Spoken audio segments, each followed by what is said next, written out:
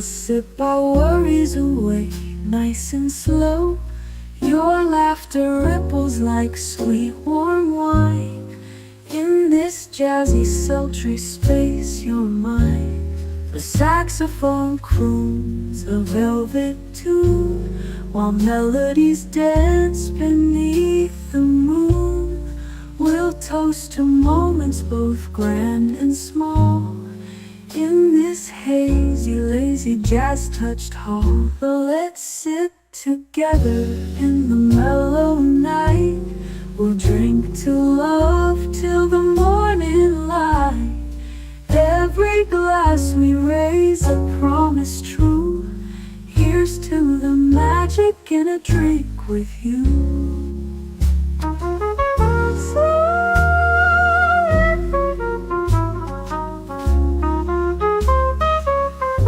Your eyes, they sparkle with every click. Sweet rendezvous over a simple drink. We'll share our secrets in whispers low, just you and me where the jazz flows slow. The world outside fades into the mist, but here it's our own dreamy tryst. With each sip our worries drift away. Let's stay together till the break of day. So let's sit together in the mellow night. We'll drink to love till the morning light. Every glass we raise a promise true. Here's to the magic in a drink with you.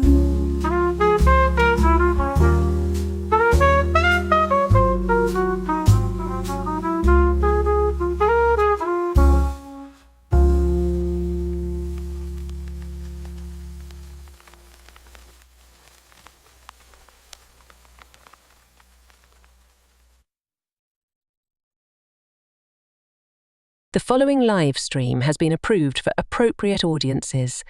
It may contain occasional strong language and may not be suitable for younger or more sensitive viewers.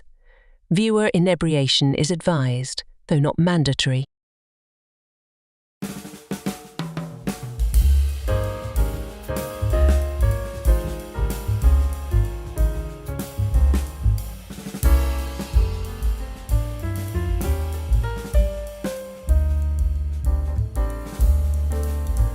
Good evening, happy Friday, and welcome back to Last Call, where when the booze goes in, the sadness has to go somewhere else. And yes, it is the booze that we are talking about tonight, as in the language of ghosts, or spirits, if you will.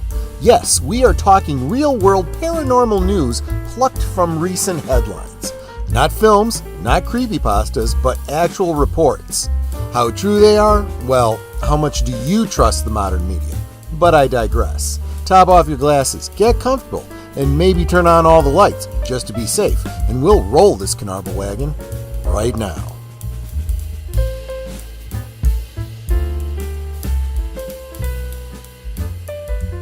Last Call is streamed before a live audience.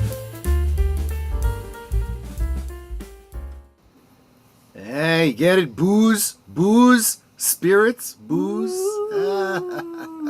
Yeah. There you go. That ghostly apparition you're hearing over there is my favorite creepy doll, Netter of Netter's Network. How you doing, my dear? What you sipping on tonight? I'm doing really well. It's Friday, it's payday, and I am currently sipping on my Polar brand black cherry seltzer water. As David Addison of Moonlighting fame used to say, it's Friday, it's the day you get paid, it's the day you get what rhymes with paid. But yeah, there you go. Those of you that tuned in to Liquid Lunch today know what I am sipping on tonight. It's very, very good, actually. Let's get, speaking of my drink, you know, I'm going to need a designated driver. So let's get this other creepy doll in here. Hey, Boomer, how you doing, my friend? What are you sipping on? I'm doing fine. I am sipping on a apple cider Honeycrisp blend.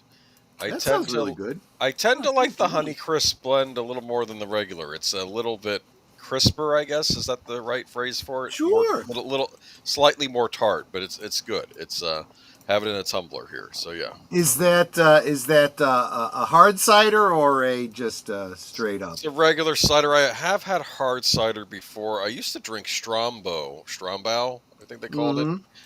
But people used to complain later on because they said that what they liked about it was that it was a tart cider, and they said later on they sweetened it up, which I don't know that they did because I haven't had it in a while. I used to get it in cans. You used to be able to buy it in cans. There you go. That was nice. Do you ever hear of a hard cider in cans? No, they had this one in cans. I've seen I've seen them at Binny's. Yeah, so I've never had one. Yes, you have. Mike's hard cider lemonade. You've had that. But is that it is hard. A hard cider? It's alcohol. It's a hard cider. Okay. Yeah, Mike's makes a hard cider. There's also Angry Orchard. But I tend to like Strombow the best. But they're all good. Yeah. And they actually have more alcohol than beer. People don't realize this. They think you're being lightweight by drinking hard cider. No, they got more alcohol than beer. And what do you think we had apple crops for in the early days of the colonies? It wasn't for apple pie. That is absolutely true. I've mentioned this many times. We all hear the story of Johnny Appleseed. He wasn't just he wasn't just a colonial hippie that liked apples. He was spreading those apples around because whenever he went back, he wanted to be able to make Applejack. So, and the funny thing is, you leave hard cider out, and it becomes this nice alcoholic beverage, and you leave orange juice out, and I guess it turns alcoholic, but it is disgusting. Yeah, it is. I had that happen the other week where I'm like, "Oh, this has turned. How did this happen?" No. Having with my Frosted Flakes or whatever. I obviously I don't distill myself. I don't do any of that. I do have a friend who lives nearby that makes different beers and ales, and if I needed advice, I would go to him on it. But so I don't know. I know the theory. I couldn't do it myself, but there are different kinds of yeasts that you use, that you introduce yourself if you want certain flavors, certain appropriate ones to use for wines, for beers, for whatever kinds of spirits. And if you just take your chances with whatever's in the air, you may not end up with the best of product. And I'm sure that there are people that have been making booze throughout the centuries that have figured that out. Want to say hi to the first person. He was the first person this afternoon. He's usually the first person in the chat. Big Al Percent says the truth is out there. Have a great show tonight, my friends, and I hope everyone has fun. Absolutely, that is the idea. Friday is for having fun. Tim Hayes, good to see you, my friend. Always good to have you in the chat. As is Connie Cleary, the bird woman of YouTube, Fluff Chick Productions. So glad you are here. John Pantoliero, good to see you, my friend. Thank you so much for being here. Another wonderful supporter of the channel.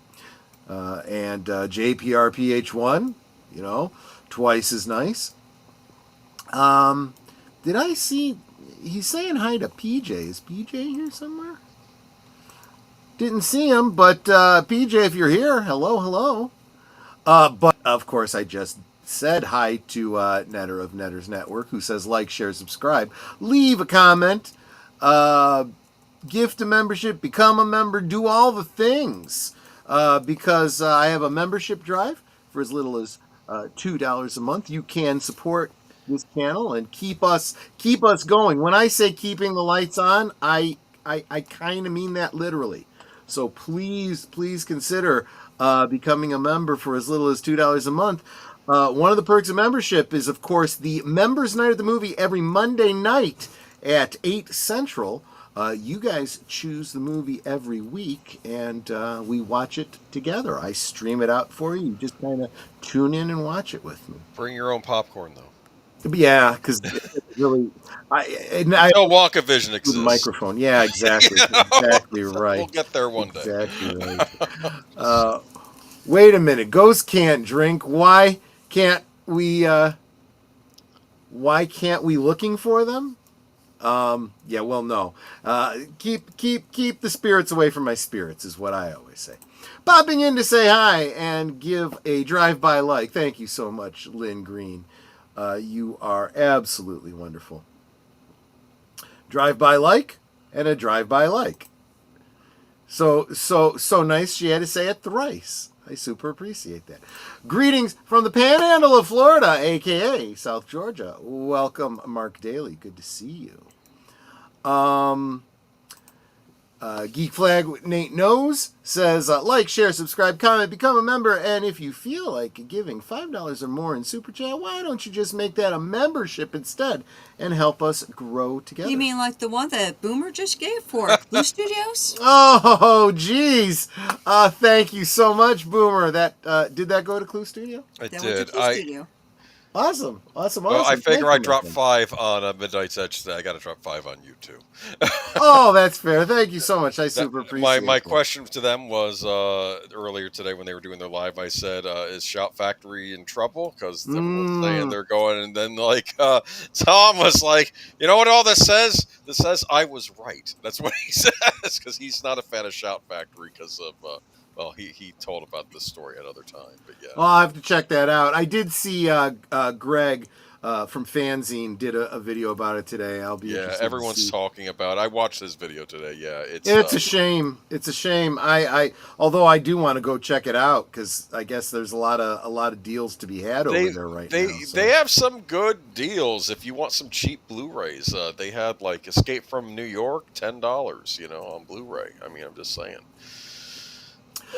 Boomer Strongbow cider is English, and yes, they did sweeten it up for the American market. And if you go to England, it is not sweetened, and the alcohol is stronger. Yeah, and I suspect the version that I was getting when they first introduced it over here was the English version, and I think then they had to adapt it for American tastes. You don't always have to do that. Sometimes things are good just as they are. If Johnny was spreading seeds for alcohol, that makes him even more of a hippie. Well, that may be, but the kind of hippie I could get behind. I'll just say that. Usually, I'm not a big fan of the hippies, and if you really like hard cider, Boomer, you have to get over to Brittany, France. In that area, they don't grow grapes. They have 1,000 different varieties of apples. And every tavern and restaurant has their own homemade cider. There you go. Oh, well, I will have to do that someday. I will say this, one of the best desserts I ever had was in a French restaurant. In fact, it might have been the best dessert I ever had. It was called a chocolate honeycomb. Oh, that sounds interesting. Made with a real honeycomb? I'm curious. I don't know, but it was delicious, whatever it was. It was, if you're a chocolate fan too, it was up there. That sounds really, really good. Really good. So Tim is saying, Shout Factory blocked him from buying directly. I've heard that story. That's right. Thank you for reminding me. Well, apparently soon no one will be able to shop directly if I'm going by what I've been hearing. Block them for giving him a bad review. So good. That's a little extreme. In fact, I don't even know if he gave them a bad review. I think he was just complaining to them about the fact, which they did. They lost order records. This happened to me because I purchased from them, and I was like, because I was trying to figure out, did I buy this Blu-ray from them because I didn't have access to them because they were in storage because of the flood? I'm like, where's all my order records? They lost them. Yeah. Well, I've said this a bunch of times. How you respond to criticism is a big part of customer service, and I can forgive a lot if you respond well and it depends how you respond to mistakes. If you I'll give you an example. There was a crafter on Etsy. There is a crafter on Etsy. I do regular business with him, and I've always given him perfect 4 stars on everything. The last one I got, the last item I got from him, I just had a quality issue with it. But, so I gave him, I guess you can give him up to 5 stars in customer service, response, and quality of the product. And I gave him 5s, except quality of product, I dropped it down to 3. And I said, what the issue was. And he responded to me, not in the review. He sent me a DM, and he's like, I'm so sorry. Is there anything I can do to fix that, replace it, repair it? And I'm like, no. I think that would be way more trouble than it's worth. But, and he's like, yeah, no, I agree with you. I checked it out, and I saw what you're talking about, and I can fix that going forward if you want me to replace it. I'm like, nah, I'm going to go a different route, and I'm happy enough with what it is. But that kind of a response really meant a lot to me. And he's like, I really care about, the positive reviews, and I try to keep, and I want to address. And I'm like, well, that's why I always give you 5 stars for service, for sure. So, anyway, Robert's Infinite Realms, welcome, my friend, says, what's up, people of the party? Friday show is lit, ready for spooky paranormal. Well, with that, we should just probably pivot right into what we were going to talk about tonight. So let's get to this presentation. So let me, it's a little over a bit. I think it's going to be fine when you start bringing it up, because you got kind of well, my name is blocked, but whatever. I just made the thing. I'm just messing. Okay, let's everybody see. I'm going to move Netter over a little bit. There you go. Okay, move her back. Boomer made this today. Okay, well, no, 10:20. Well, that was today, this morning. Go, move her back. It's fine. Anyway, no, this is all about basically what this is about. I had the idea that we're always covering. I was actually going to do this anyway. I was going to put you up here. Oh, okay. That'll work out better, I think. Yeah, there we go. I think. And I was basically of the opinion that, what's been happening this year in the world of the paranormal? Like, because people are always seeing stuff. And then you sent me some articles, and I was like, And then I tried looking for some articles myself, and I got, And I realized nobody's seeing ghosts anymore because they're too busy on their stupid smartphones. Right, they're busy looking into their phones. They're not seeing what's going on. Sasquatch walks right in front of them. They don't care. They're too busy on the TikTok. It's ridiculous. That's what's going on. But we did our best. You gotta subscribe to Tobin's Daily and stuff like that. But I guess. What were we able to find though? We found some interesting things. So I cut one of yours because I think it was about a British lady, celebrity that was on like their version of The Biggest Loser, and she said, "Oh, like when my brother and I were little, like we said we think we saw a ghost," and I'm like, "Yeah, and is there more to that? No." And it reminds me, I listened to this this wonderful podcast sometimes called Koabana. And it's true Japanese scary stories from the internet. And this lady from New Zealand, she translates the stories and reads them to you. And it's weird because you're hearing it's about Japanese people, but they're all speaking with New Zealand accents because she's from New Zealand. Right. Exactly. She did one story once where this guy says, "Yeah, in my town, there was this really creepy curse written in blood on the wall in the house. And, I never actually went into that house, and they tore it down a couple years later. But, yeah, I heard that was really creepy, the curse being written on the wall." I'm like, dude, that's not a ghost story. You did not tell us a ghost story. You had to go into the house, and then something had to follow you home, like the girl from The Ring or something. Right. There's your ghost story. You didn't take the extra step to make yourself a part of this. Yeah. Creepy graffiti does not constitute a ghost story. That's true. Hearing about creepy graffiti doesn't constitute a ghost story. There you go. See it yourself. You're just saying, like your friend said they saw it. That's nothing. It's not like, and like your friend was turned inside out the next night, and his mom came by. Like, you weren't involved. No, that didn't happen. You just said something creepy on the wall. That is not a ghost story. So we have endeavored to find some creepy or paranormal stuff to talk to you about from this year, and I've included my usual AI created images. We'll see how well they match the subject matter that I'm about to discuss. Are you ready? Let's see. Let's go for it. All right. So what's our first story? Holy crap! Son of a crap! Damn! No, man, hell. What do you don't you like this? What's wrong with her? She's pretty. Okay, so this whole idea for the stream started because of this story that came on the newswaves a couple months ago, and I figured, okay, so this isn't what the actual Annabelle doll looks like. Though to be Right. fair, the Annabelle from the movies, it doesn't look like her either. It actually looks True. like a Raggedy Ann doll. It specifically is it's literally an official Raggedy Ann doll. That's true. But this kind of freaked me out. Demonic Annabelle doll missing from hotel room where a paranormal investigator found dead. Okay. The Annabelle doll is believed to be haunted and has been linked to a series of paranormal activities since the 1970s. The 54-year-old was found dead in his hotel room on July 13th after leading a sold-out ghost tour called Devils on the Run at the Soldiers National Orphanage, which featured the Annabelle doll.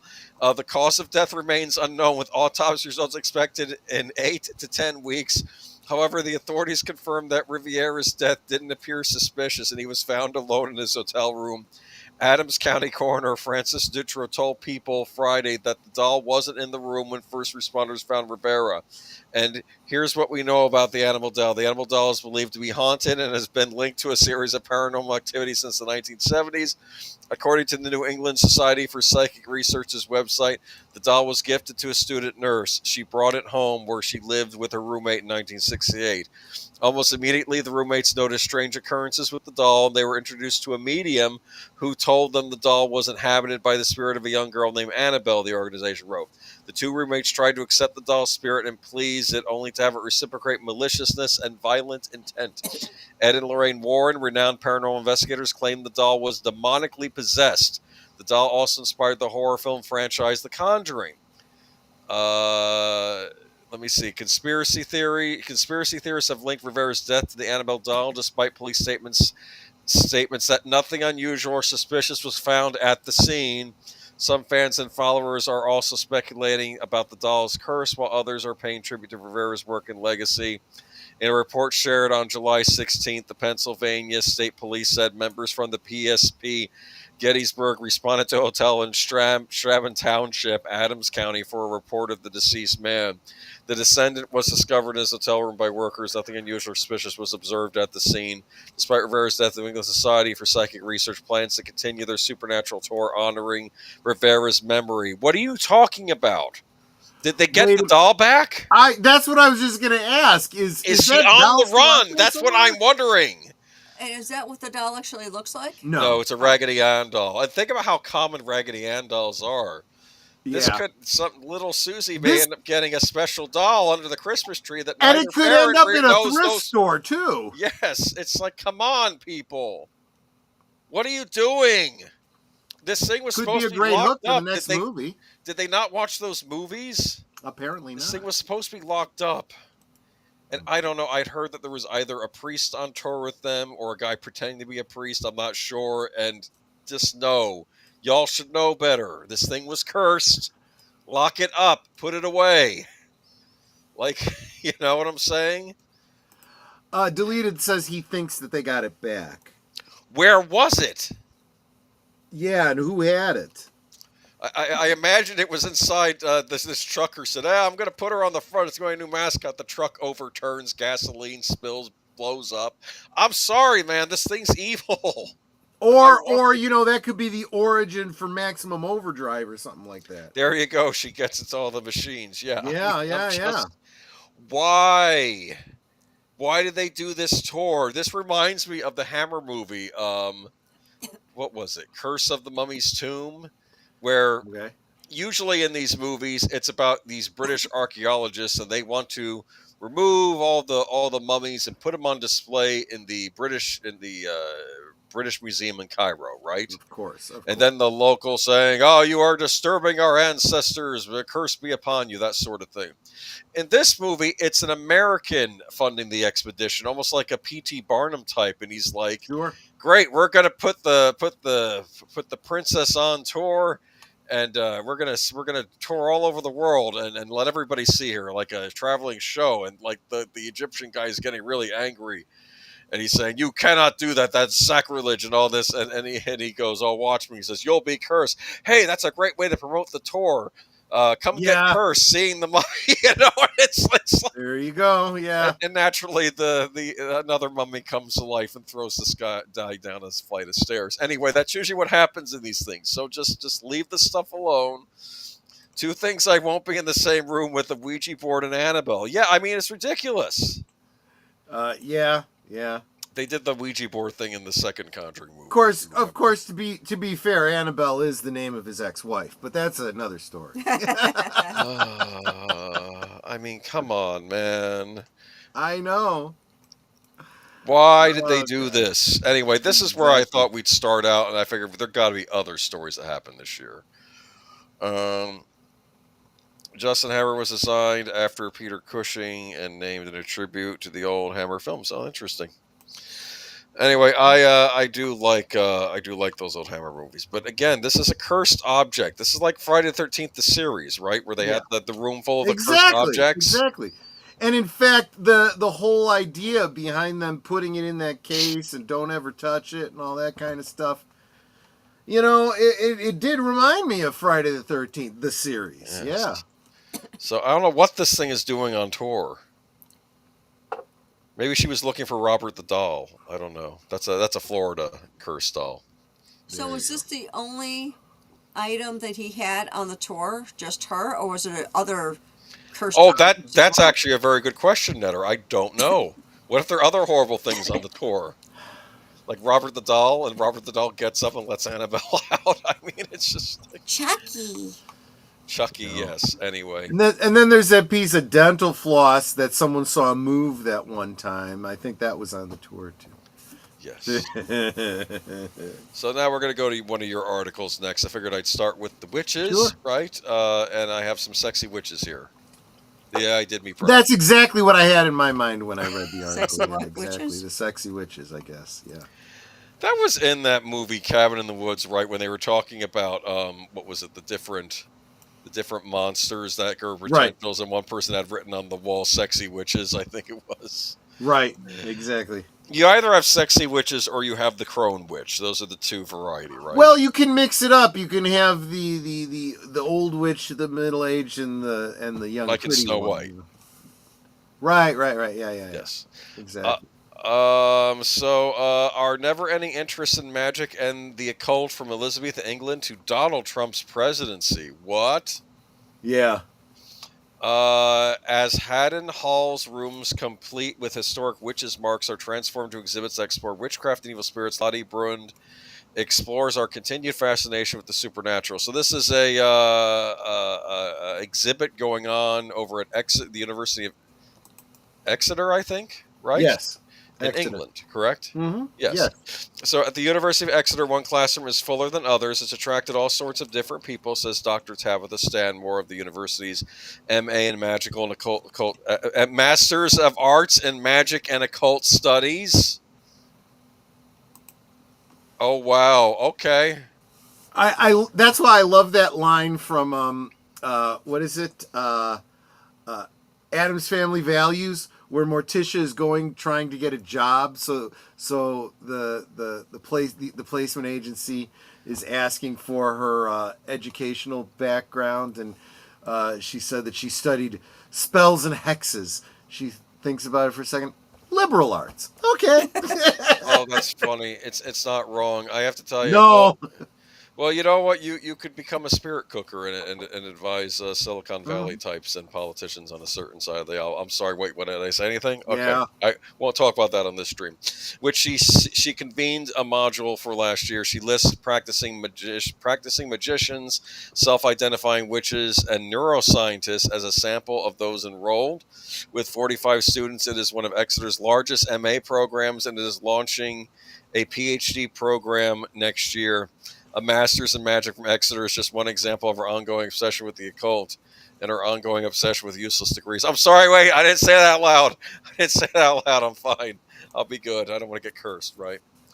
I like how Or this hex, is I should adored. say. Stop paying taxes. Join a militia. Wait, who said that? Oh man, Dr. Charlotte Miller, a senior lecturer who specializes in witchcraft and the supernatural at the University of Melbourne, says this is because our innate tendencies when it comes to rituals and beliefs have remained consistent. She describes an exhibition she saw in Oxford a few years ago about magic, which had a ladder set up at the entrance. Visitors were given the choice between walking underneath or taking the law way around, avoiding the ladder.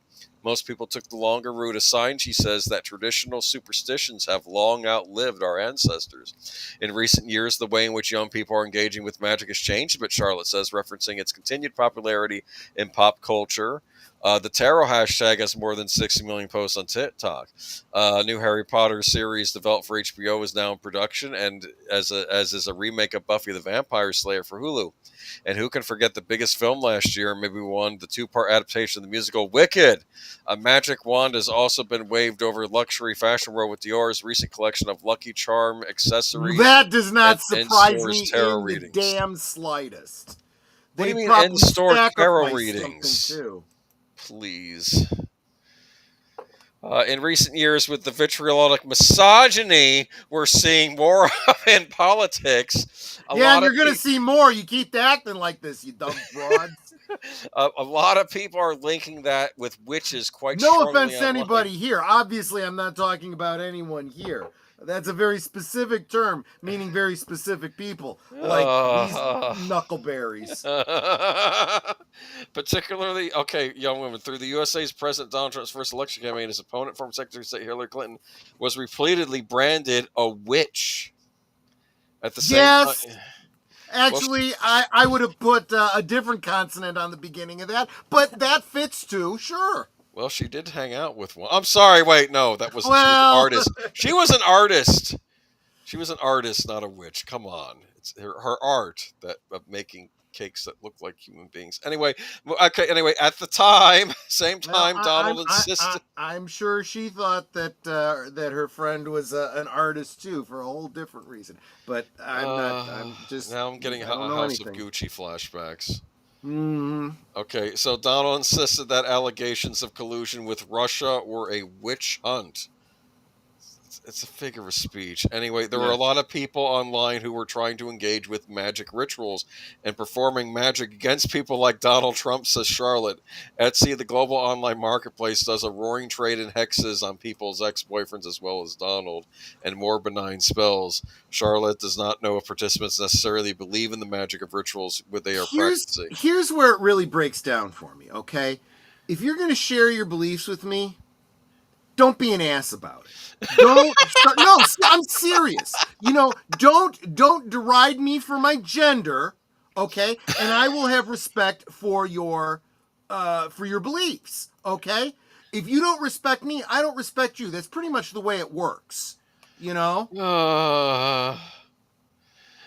You punch me in the face, I don't go, "Thank you, ma'am, may I have another?" I turn around and I slap you back. That's the way it works. I believe in karma. Let me give you some. This little voice in my head is starting to say. And Maria's like, "Oh crap, what did I just walk into?" Okay, anyway, hi Maria. No offense to you.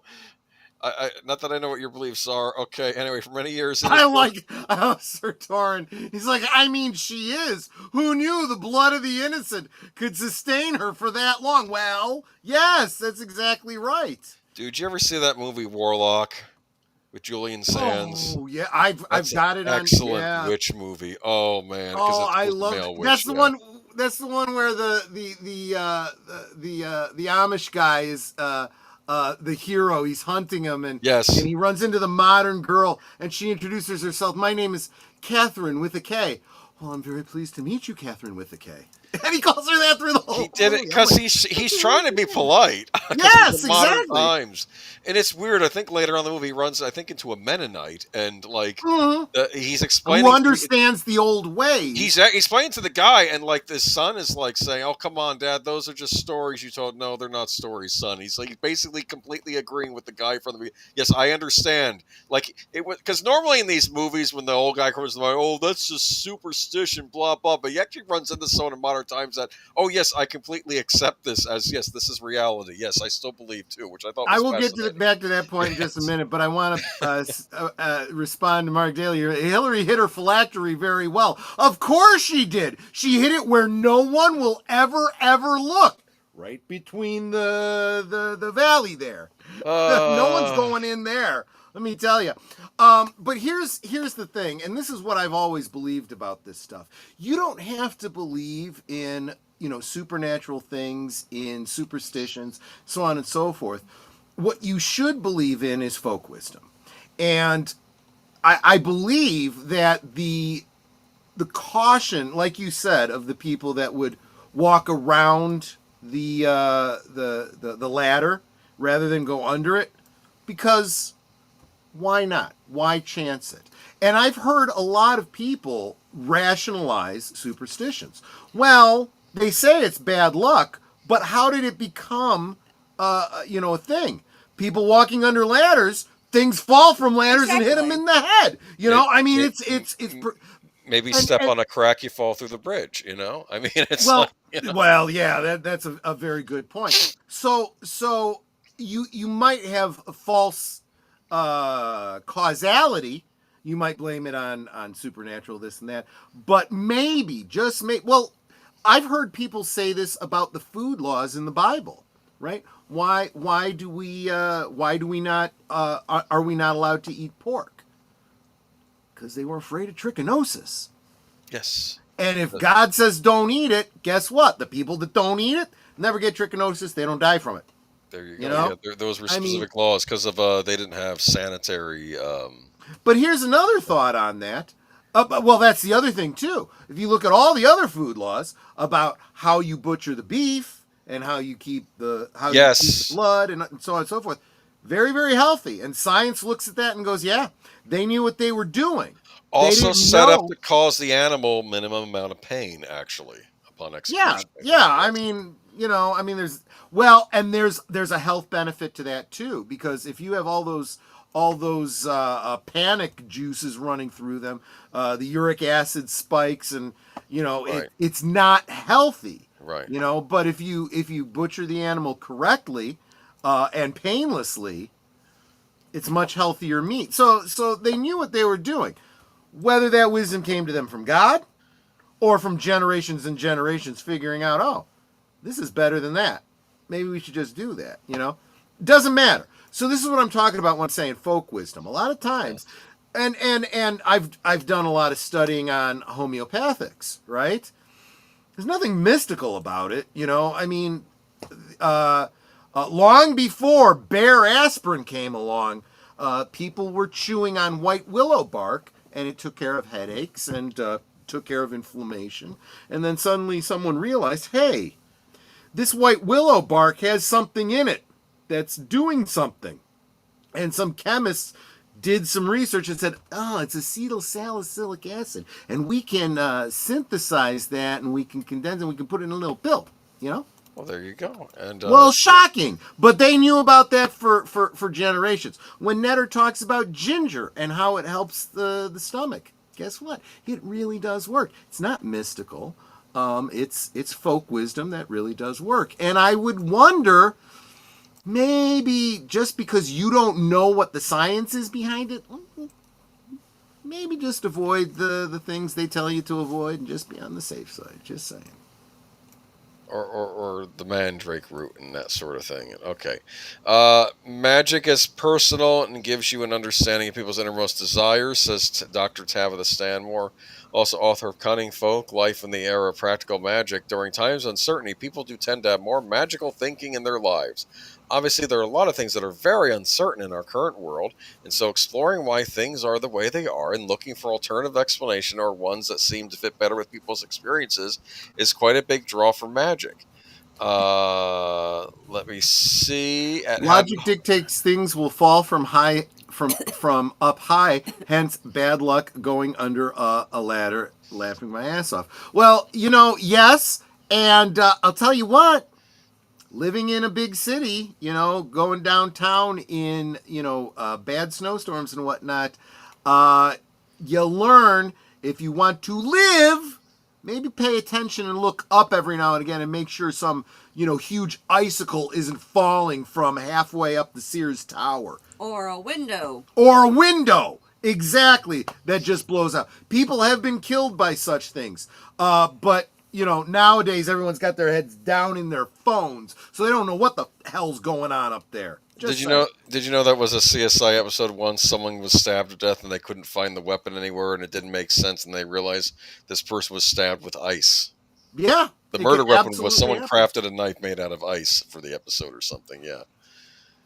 Which I don't know as if many that letters as Jeff Hardy has walked under, I didn't think that superstition is real. Just saying. I have no idea who Jeff Hardy is. I'm sorry. It's ringing a bell. Is he a wrestler? At Haddon Hall, a famously unspoiled 11th century stately home near Bakeville, Derbyshire, an exposition until October 31st explores the magical folklore, rituals, fears, and superstitions that were an everyday part of life in the second half of the 16th century, where uncertainty was rife. Margaret Burnett, Haddon Hall archivist, says she hopes that magic, charms, rituals, and superstitions in Elizabethan England will encourage visitors of all ages with an interest in the subject. Now everything else is so clear with the internet and everything else is so fast and visible. Margie remembers a time when you couldn't get everything you wanted, including answers at the click of a button. You still can't do that. Okay, you still really can't. I look at the trouble I had with getting articles tonight. It's not something younger generations will have encountered much before. Oh, you're not paying attention to our modern internet. Okay. During the reign of Elizabeth I, magic was a very real and prevalent part of the human experience. Superstition reigned supreme, and the fear of witches and the devil tipped into the extreme. Haddon Hall, with the unspoiled medieval, Tudor, and Elizabethan rooms, is the perfect setting for an exploration of these themes, especially in its long gallery, a haunting expanse of rooms where the exhibition's witchcraft portion plays out.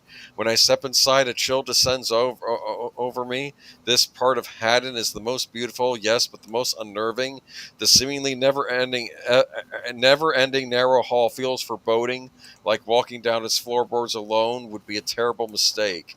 I can tell you at night when you are here on your own at the end of the day and you're locking things up, there is something about it that really is, Margie says, trying to reach for the right word to describe the eerie feeling creeping down the back of my neck.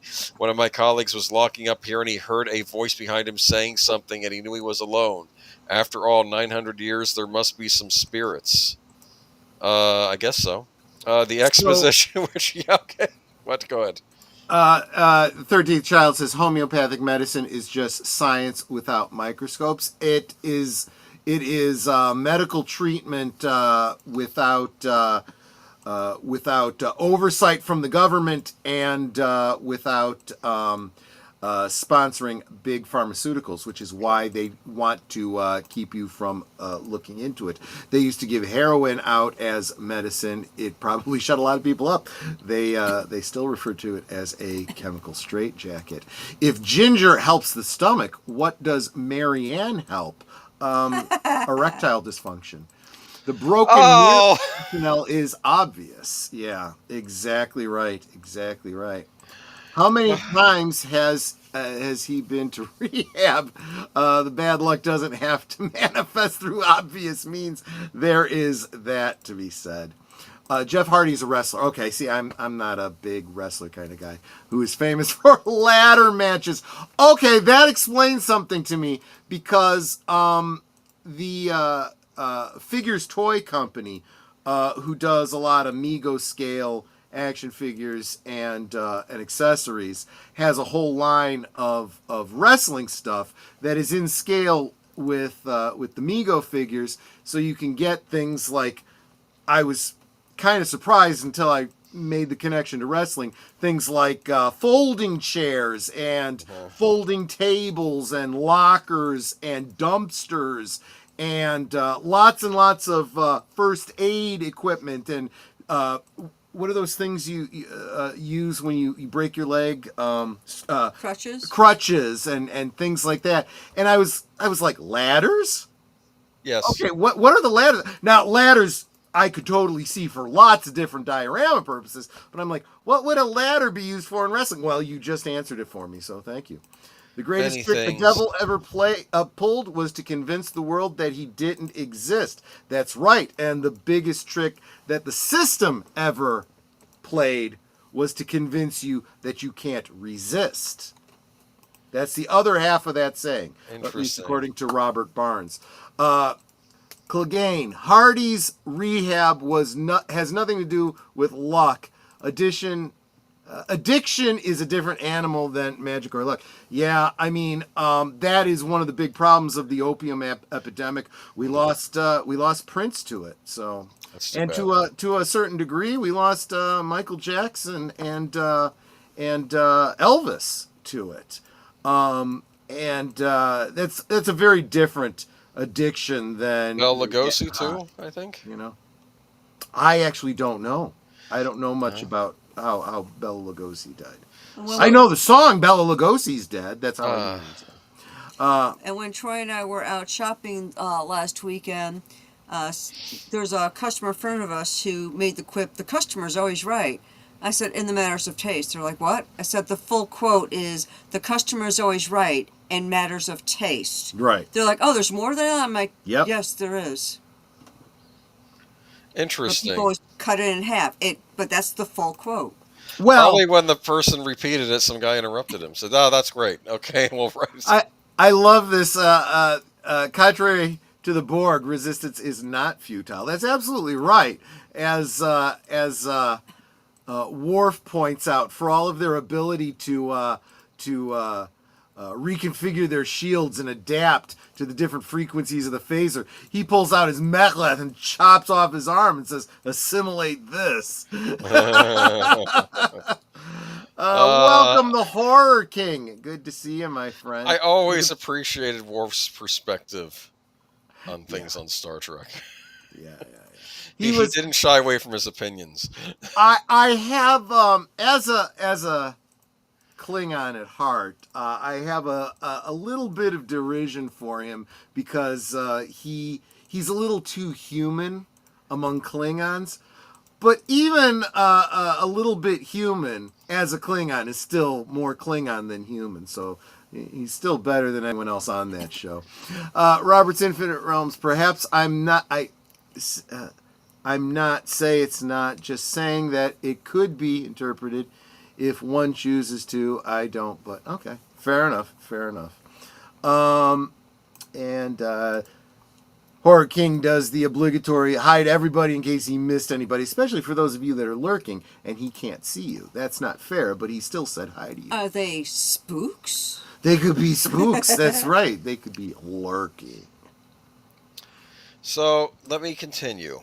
Yes. The exposition also includes a section on superstition located in the lower courtyard, one on the folklore of fruit in the kitchens, one on the magic of nature in the building's one on the magic found in nature in the building's parlor, one dedicated to herbs and potions in the state bedroom, and finally to familiars and magical animals in the orange chamber. What the heck is the orange chamber?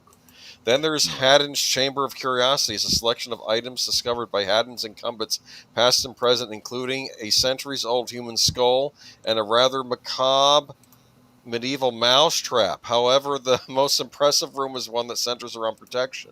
The talismans on display include a lucky coin discovered inside the steps leading up to the long galley, and the shoes found hiding sequestered in the walls, thought to have been deliberately placed there in the hopes of warding off the devil. The most intriguing of these curios are Haddon's witches' marks, once carved into wood or stone entranceways to ward off witches and evil spirits. The most pronounced mark in the building is a circle with a flower inside, known as a daisy wheel. This is carved into the entrance to Haddon's kitchen. Some believe the circle symbolizes the warmth of the sun, and the petals a net, like the ones in the center of a dream catcher, to catch evil presences. Inside the kitchen, there are numerous scorch marks on the walls, distinct from those caused by candles burning down. The marks are about the size of my hand and were made purposely. When and by whom, the staff of Haddon does not know, but the aim, they believe, was to fight hellfire with fire. Yikes, I bet there's a story there. The inspiration behind this exhibition was Haddon because obviously it's a very magical place. It's one of those places that kind of has a special atmosphere about it, says Kate Chappelle, the exhibition's curator. We really wanted to center it on the idea of whatever you might think of as magic or whatever you believe and whatever they may have believed in their time. The fear is very real, as we can see by all the witch marks, things that they would use to protect them from things they weren't sure about.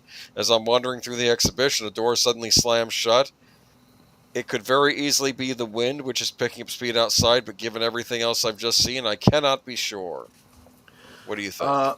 The Horror King says, this is a little bit of a departure, but I'm interested. He says, earlier today, Ireland had its presidential election, and I'm happy to say that a lot of people spoilt their votes, and I'll find out tomorrow how many spoilt votes were used. I'm not sure I understand the reference to a spoiled vote, so if you could explain that to me, it'd be very interesting. They were having riots over there recently, like in the last couple of weeks. Oh, I don't doubt it. I would be rioting too, if I was over there. Welcome, Adega Outlaw.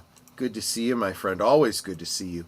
So here's my thing with this. I can be respectful for other people's beliefs, but unfortunately, a lot of these people are the same ones that have no respect for Christianity. If you can't respect Christianity, then why should I even... I don't respect you enough to respect your beliefs. So don't even... that's an unstarter. Well, the interesting about this exposition, though, it also has all these things meant to keep witches out, which I thought was interesting, because I thought it was a thing on witchcraft, yet part of the display is the things people did to keep witches out of their places, which I thought was interesting. What's this? For those of you who don't know, in Ireland, if you spoil your vote for the local election, presidential election, or anything else, it'll still be counted in the end. Okay. They were having riots over there, so they were just being Ireland. No, this was really, really bad. It's in response to the... somebody from outside of Ireland that was supposed to have been deported a number of years ago because did something very, very, very, nasty very to a young bad child. To a child. Yes. And they deserve wood chipper, is what they deserve. But yes. Okay, right now I want to defend green boobs. Okay, I listen. Color does I am not biased. Boobs I like in all colors. Listen to me. Look, the minute the green space women show up like on Star Trek, that's it. Okay, every man will be going. That is remember. There's Star Trek. There's also a Gamora from Guardians of the Galaxy. That's another green woman. As well. I'm thinking familiar. Yeah, men like the green women. Okay, I don't know what to say. Yes. All right, moving on to Japan. Whoa, yeah, that's a creepy picture. Kind of creepy. Is that a real picture, or is that also AI? It's also AI, but it does look real. It might have been based on real abandoned village. Or what? Let's just read. Let me read. Welcome, Keely Chow. I kind of like this one after your British one, because this is also about a place. Yeah. So some places in the world have a unique way of blending myth and reality. There's a village where even the government warns that if you enter, you will never return. This is the government of Japan. This village is called Ununaki Village. You know what? It's Japan and Italy. I've noticed this. Yeah. These two countries where they don't discount. Like, you know what? We're not saying this is all super. You go in there, we can't help you. Okay, like they'll acknowledge that there's some weird crap out there. Actually, there was one other country. I don't know if it was the Netherlands where there was a UFO watch, and they said no, that happened. That might have been extraterrestrial. I remember they said that. We'll have to do that on the next UFO talk. That's the case. But this village is called the Inunaki Village and is located in Japan. However, right outside there are large signboards stating that Japan's jurisdiction ends there. Once you step in, you're no longer in Japan. Such chilling descriptions of Ununaki Village have been circulating for years, capturing the imaginations of thrill seekers and horror enthusiasts alike. This quote is from recent viral Instagram video at Muska narrates, which has reignited curiosity about the village's unsettling history and fueled a renewed interest in exploring the mysterious place. It is believed that terrifying things happen inside, things so horrifying that no one would ever dare to enter after hearing about them. Yet some adventure seekers still try, but no one ever returns. What draws people to this cursed place? It's the pull of the supernatural, the tragic past, or something even darker. The legend of Inunaki Village goes beyond typical ghost stories. It's a place where rumors of death, torture, and chilling events persist. One of the most disturbing claims is that inside the village, humans are eaten. People believe that satanic rituals take place where individuals aren't just killed but are tortured to death for enjoyment. As mentioned in the viral Instagram video, people have reportedly hearing screams and eerie noises, and some even claim that strange occurrences happen when you get too close. It's a place where reality and horror seem to blur. What do you think? I think it would make a great movie. Keely Chow, we are talking about ostensibly real paranormal reports From this year, in yes. recent years. Yeah. I was specifically trying to look for 2025. Now, to be fair, I think the first two were, well, to be fair, the one you covered last, that's actually an exhibition going on. So I would say that's still current. Right. The reporter was Right. there when it happened. Yeah. As well, these quotes might seem like something out of a nightmare. They are part of a story that many believe are real. The trip to Inunaki Village is rooted in tragedy, mystery, and profound fear of the unknown. Let's explore the unsettling facts firsthand accounts that have made Inunaki one of Japan's most infamous and unsettling places. A village lost to time, but not in legend. Inunaki Village is no ghost town. It's a village that no longer exists in its original form. In fact, the real Inunaki Village was submerged in 1986 when the Inunaki Dam was built, drowning the old village beneath its waters. Yet despite the disappearance of its physical village, the legend of Inunaki persists, and its ghostly tales continue to captivate the imaginations of those brave enough to investigate. The modern Inunaki village is less populated, and the original settlement is mostly forgotten. However, the supernatural stories linked to the area have kept their place in Japan's urban legend. While these tales may seem like something from a horror movie, could there be more about them than just stories? What if there's a hidden truth behind the legends? The tunnel to nowhere, the Inunaki Tunnel, is at the center of the village's dark legends. Built in 1954 to help travelers cross the mountains, the tunnel's frightening reputation soon took over its original purpose. In 1988, a horrific crime occurred when five men abducted, tortured, and burned a factory worker alive. This event marked the shift of the tunnel from a regular passageway to a chilling symbol of fear. Today, the tunnel stands as a chilling landmark, abandoned and decaying with no official access. Urban legends claim that spine-chilling noises, like disembodied screams, can be heard echoing within its walls, and those who get too close are said to feel an overwhelming sense of dread. Some even claim to have seen ghostly figures within the tunnel's confines. But is that just the power of suggestion, or is something truly otherworldly at work here? What do you think, Troy? I think it's a place I wouldn't go. I just, I why would. bother? Why bother? It's like, I'm not going to screw around with this, Oh, apparently there's. Oh, here you go. A mysterious old phone booth. Perhaps one of the most unsettling parts of the Inunaki village is the so-called cursed phone booth. Located near the whole old Inunaki Bridge, this phone booth is said to be the site of an eerie phenomenon. According to local rumors, if you stand near the booth at exactly 2 a.m., the phone will ring. When you pick it up, a voice will speak to you from beyond, urging you to come closer to the village. Dan, a YouTuber from Come to Japan, Dan, describes in his thoughts on the phone book. I think it is actually brand new. In the movie, it's an older booth, but this looks really, really new.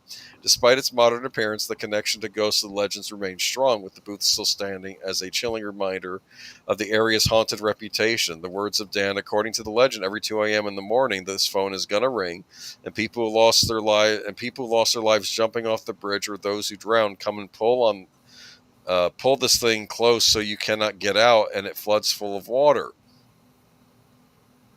Wait a minute. The booth fills with water while the person's in it?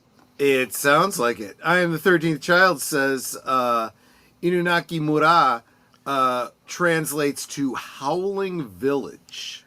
Yeah, I don't want to go there. Jeez, man. This sounds like a bad place. Okay. This statement directly connects the eerie reputation of the phone booth, where spirits of those who died tragically in the area are said to communicate.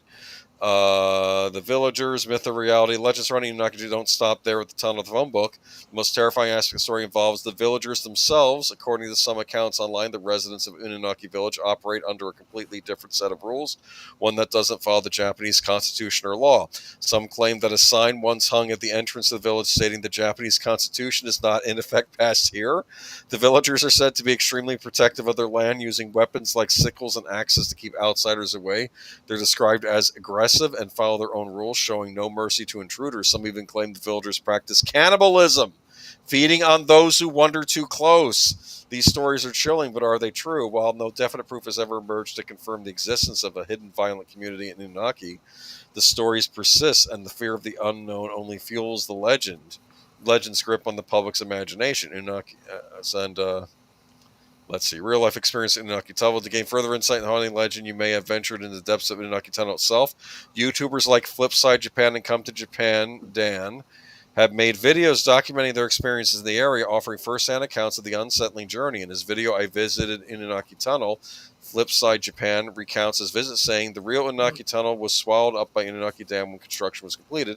Legend has it that the agents of the dam construction company were sent in to evict all residents, and those who refused to leave were restrained in their own homes and left to drown. Well, that would do it, I suppose. Go ahead. I don't know who, somebody earlier in the chat described this, and now I have to agree with them. This sounds like Deliverance, except, a Japan version. Well, every country has its rednecks. Mm-hmm. Let's be. He goes on to describe the tragic events associated with the dam, including suicides and gruesome murders, noting the bridge next to the dam is well known. What I just said, spot. And the road through Inanaki Pass has seen countless horrific car accidents over the years. Flipside Japan further shares experience in the surrounding forest and abandoned sites, saying it's no secret that nobody comes here anymore. Despite hours of hiking, the only remnants found were the fountains of old buildings and an abandoned charcoal kiln. He also details the infamous Unagi Tunnel's chilling reputation, especially following the frightening murder in 1988, where 5 youths abducted and murdered a factory worker near the tunnel. Let's see. He goes on to say that I went to Unagi Tunnel at the lawless Howling Japan village. Dan describes his feelings about entering the tunnel as immediately creepy vibes.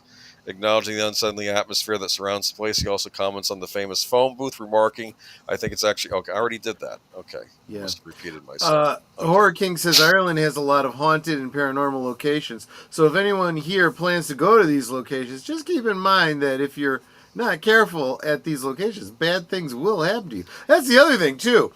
People go because they hear these stories. Oh, it's so cool. I want to go check it out. Sometimes they have these stories because they really are dangerous for very, very real, natural, not supernatural reasons. So maybe don't do that. Just saying. I was actually trying to look for stories from India, but I could only find one from a couple of years ago. Apparently there's a cursed railway station out there, but so I was kind of curious. Adega Outlaw is talking about the from folklore, the knockers and the fae. Absolutely. Yeah. Okay. But that's it for Japan. But I figured I figure you did England. I'll do Japan. Let's see what else. That is fair. And now I'm gonna let everybody know what we got coming up for the rest of the week while I refill my drink. All right. Because I need a break from this scary shit. So it's we'll creepy, be back. Man. This is a spooky thing we're doing here. We'll be back in just under 3 minutes. Be right back, guys.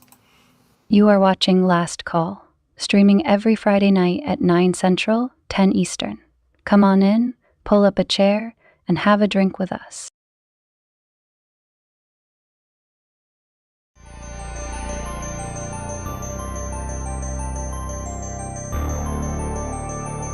This week on Saturday Night at the Movies, a small town is plagued by brutal killings spreading fear and suspicion through the close-knit community. Marty Koslaw, a paraplegic boy, is convinced the murders are the doings of a werewolf. Join us for Stephen King's Silver Bullet this week on Big Al Presents Films with Friends, Saturday night at 9 Central, 10 Eastern on Big Al Presents. Every Sunday evening, Aged Boomer and Last Call with Troy Pacelli bring you the rundown of the week's geek news, or at least what they think is interesting. You may have heard about it elsewhere, but Boomer and Pacelli spin it like only two old geezers can. It's Geeky Geezers, every Sunday evening at 8 Central, 9 Eastern.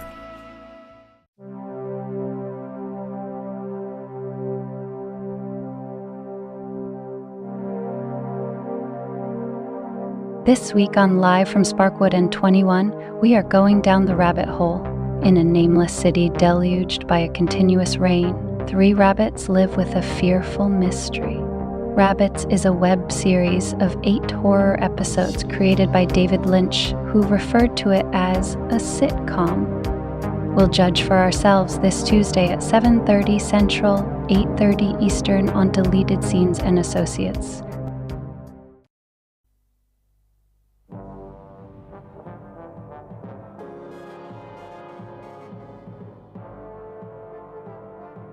With their Piling 50 pacification program going from strength to strength, the Federation's expansion continues relentlessly. In desperation, Avon calls a conference of all the non-allied planets. United, they could effectively manage all the necessary antitoxin, but their shaky alliance hinges on one person, Zukan, and it is uncertain where the true loyalties lie of this mighty warlord. This week on Last Call Presents Blake 7, Tuesday at 10 p.m. Central, 11 Eastern. It's the last week before Halloween, and things are getting a bit eerie around here. On this week's Thursday Things, my guests will be I Am the 13th Child and The Horror King. They're launching a new joint channel, and you'll want all the details. Join us this Thursday at 9 Central, 10 Eastern on Netters Network. Did you top off your glasses? We now return to Last Call. Speaking of I Am the 13th Child, he says there's a cursed town in Russia where they say if you visit the town 3 days later, you will die. But this curse has a real-world reason. The groundwater is poisoned. Yeah. Oh, interesting. That is. I think that constitutes a curse, doesn't it? I mean, it kind of does. The first episode of William Shatner's The Unexplained the episode was titled "Evil Places," and he's referring to the one there's a mountain in Russia that's so bad it goes by one title. Don't go there. like that's what they Well, think. Don't go there mountain. I thought of Chernobyl too, but I don't think that was the place he was referring to. Actually, it's interesting. Chernobyl, while probably still not the best place to go unless you want to end up with some kind of a cancer, life is finding a way. There's packs of dogs living there, yep. And the plants are all coming back, and a lot of animals just thriving there. And you got to keep in mind, this is, the principle of Darwinism is still in play. There's, I'm sure, a lot of animals that died there, and the ones that survived passed on their resistance to radiation. So, you may end up with super animals there in the near future. Well, there glow in the dark. That glow in the dark, right? I told you there was an X-Files episode about that where they think that this creature thing that they were dealing with was something that came out of Chernobyl, the Chernobyl area. Some kind of worm humanoid thing. Like, it was just horrible. Anyway, though, but moving on to...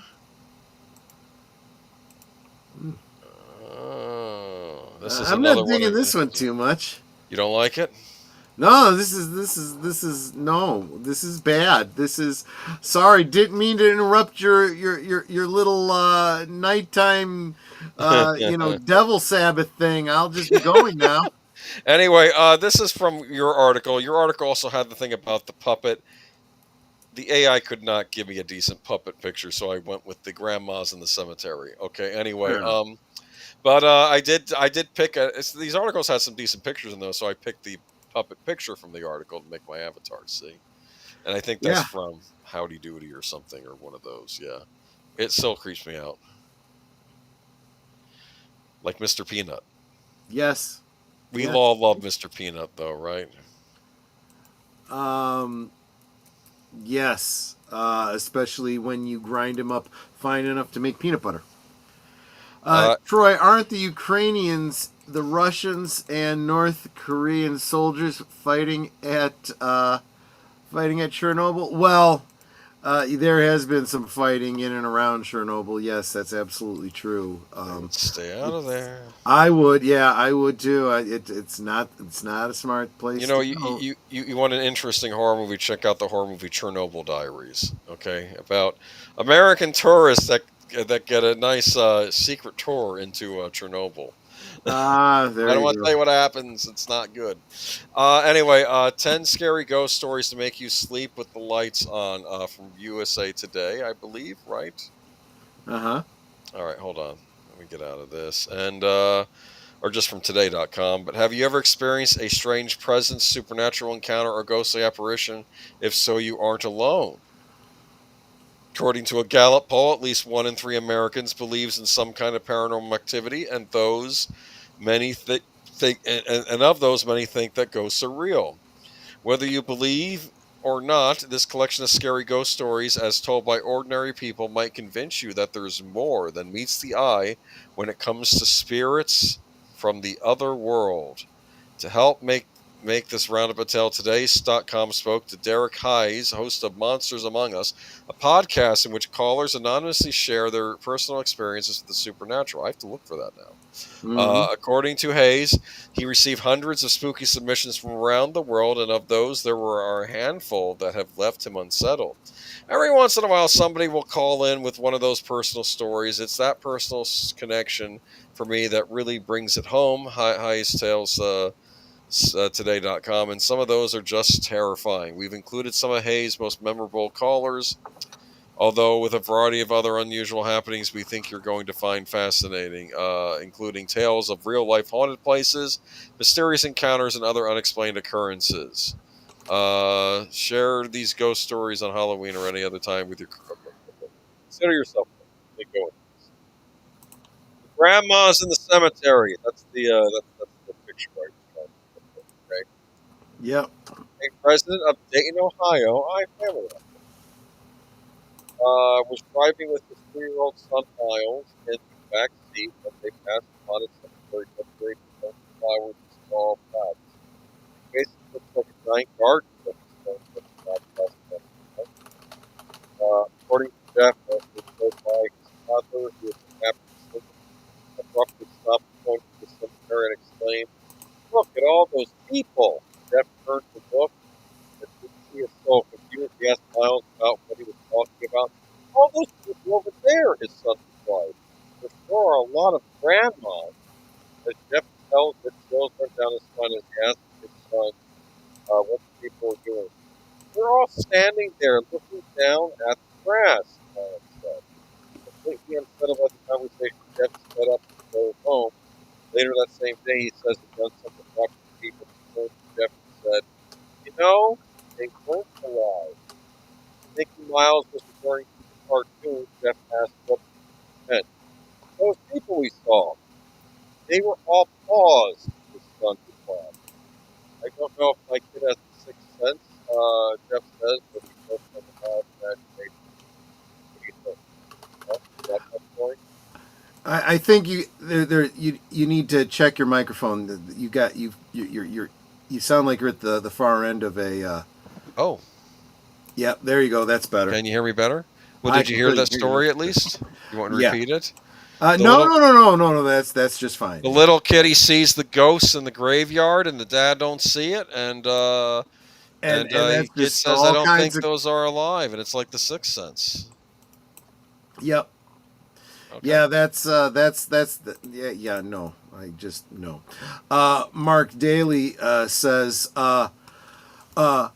Mechdach boch kechdach suv koch meh, which means only a fool fights in a burning house. That goes double for radioactive ones. Yeah, that's absolutely true. Or a madman. A madman might fight in a burning house. Well, I think even a madman knows. I think I need to not be here. More than meets the eye, the ghosts are robots in disguise. I thought the same thing. I thought exactly the same thing. Okay. The ghost of the Stanley Hotel. Can you hear me okay? I can hear you just fine. The Stanley Hotel in Estes Park, Colorado has been around for more than 100 years and was built as a posh getaway for the wealthy seeking solitude in the mountains. As the years passed, however, occupancy declined, and by the 1970s, the Grand Hotel had fallen in disrepair. It was around that time that famed author Stephen King spent the night there and was inspired to write the book The Shining. The book and blockbuster film helped return the Stanley to its former glory. Now guests come in droves to see the hotel that inspired one of the scariest horror movies of all time. Given its history, it should come as no surprise that many visitors report strange happenings. Aware of the ghostly rumors, Texas resident Henry Yao booked a last-minute getaway on April of 2016 to quote-unquote check it out. After arriving, Yao had dinner, then wandered around the Stanley to take photos. Stopping at the staircase, he waited for people to clear the area, then took a picture, thinking nothing of it. Later that night, however, Yao felt seriously ill. I felt really sick. I had the shivers. I was like, something's really wrong, he tells Today.com. His companion suggested he go to the emergency room, but Yao refused. On the trip home, Yao began swiping through the photos he'd taken when he discovered what he said was a really, really strange image of someone standing on the stairs, except no one had been there. The next day, he posted the photo on Instagram, half joking that he'd captured a ghost, and the world took notice. Almost overnight, Yao found himself in the limelight with his ghost picture warranting attention from global media outlets and paranormal experts who wanted to examine the photo. Some experts say there are two ghosts. Other people say that the reason I got sick is because the ghost was trying to materialize, taking energy out of me. There are so many theories about this. What do you think? Joe's Atmosphere, thank you so much for the $5 super chat. Says, I believe my uncle's house in Maine is haunted. Well, of course, it's Maine. You know, that's like Spook Central, isn't it? Spent the night on the living room in front of the TV when my aunt and I heard ghosts in the attic. Wow. Wait a minute. Gosh, that sounds like a scene out of Skinamarink. The article has the picture in it. Hold on, I'm looking it up. I'm doing a zoom. I want to see what this thing looks like. Holy cow, I'm seeing it now. Oh, that's creepy. That's creepy as all get out. No, no, no, no, no, no, no. No, no, no, no, no. I'm fine. Yeah. Let me zoom out of this, please. Let me move on. Let's delete this picture from my little oh, I can't, it's a PDF. Okay, moving on. I thought you were going to say try to delete this picture from my mind. Let me yeah, no. Don't see it. You don't see it when I just zoomed over the photograph and then I said, is that the photograph? And on the photograph there's a big red circle. So I'm like, okay. So I started zooming in on the article and I'm zooming in. Now I see her, and that something was odd about that. I don't like it.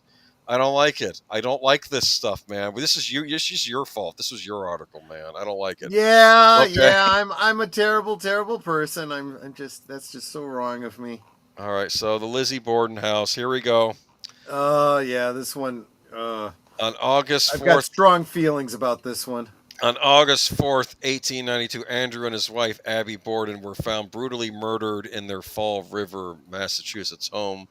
Though murder wasn't uncommon in the late 1800s, the fact that they were bludgeoned to death with an axe and the main suspect was their 32-year-old daughter, Lizzie Borden, certainly was. The crime and trial that followed made headlines around the world. Lizzie was ultimately acquitted of murder, but she remains forever linked to the heinous killings, as does the home where the crime was committed. Now a bed and breakfast and museum, the Borden House home attracts history buffs and thrill seekers who come to see for themselves if rumors that the house is haunted are indeed true.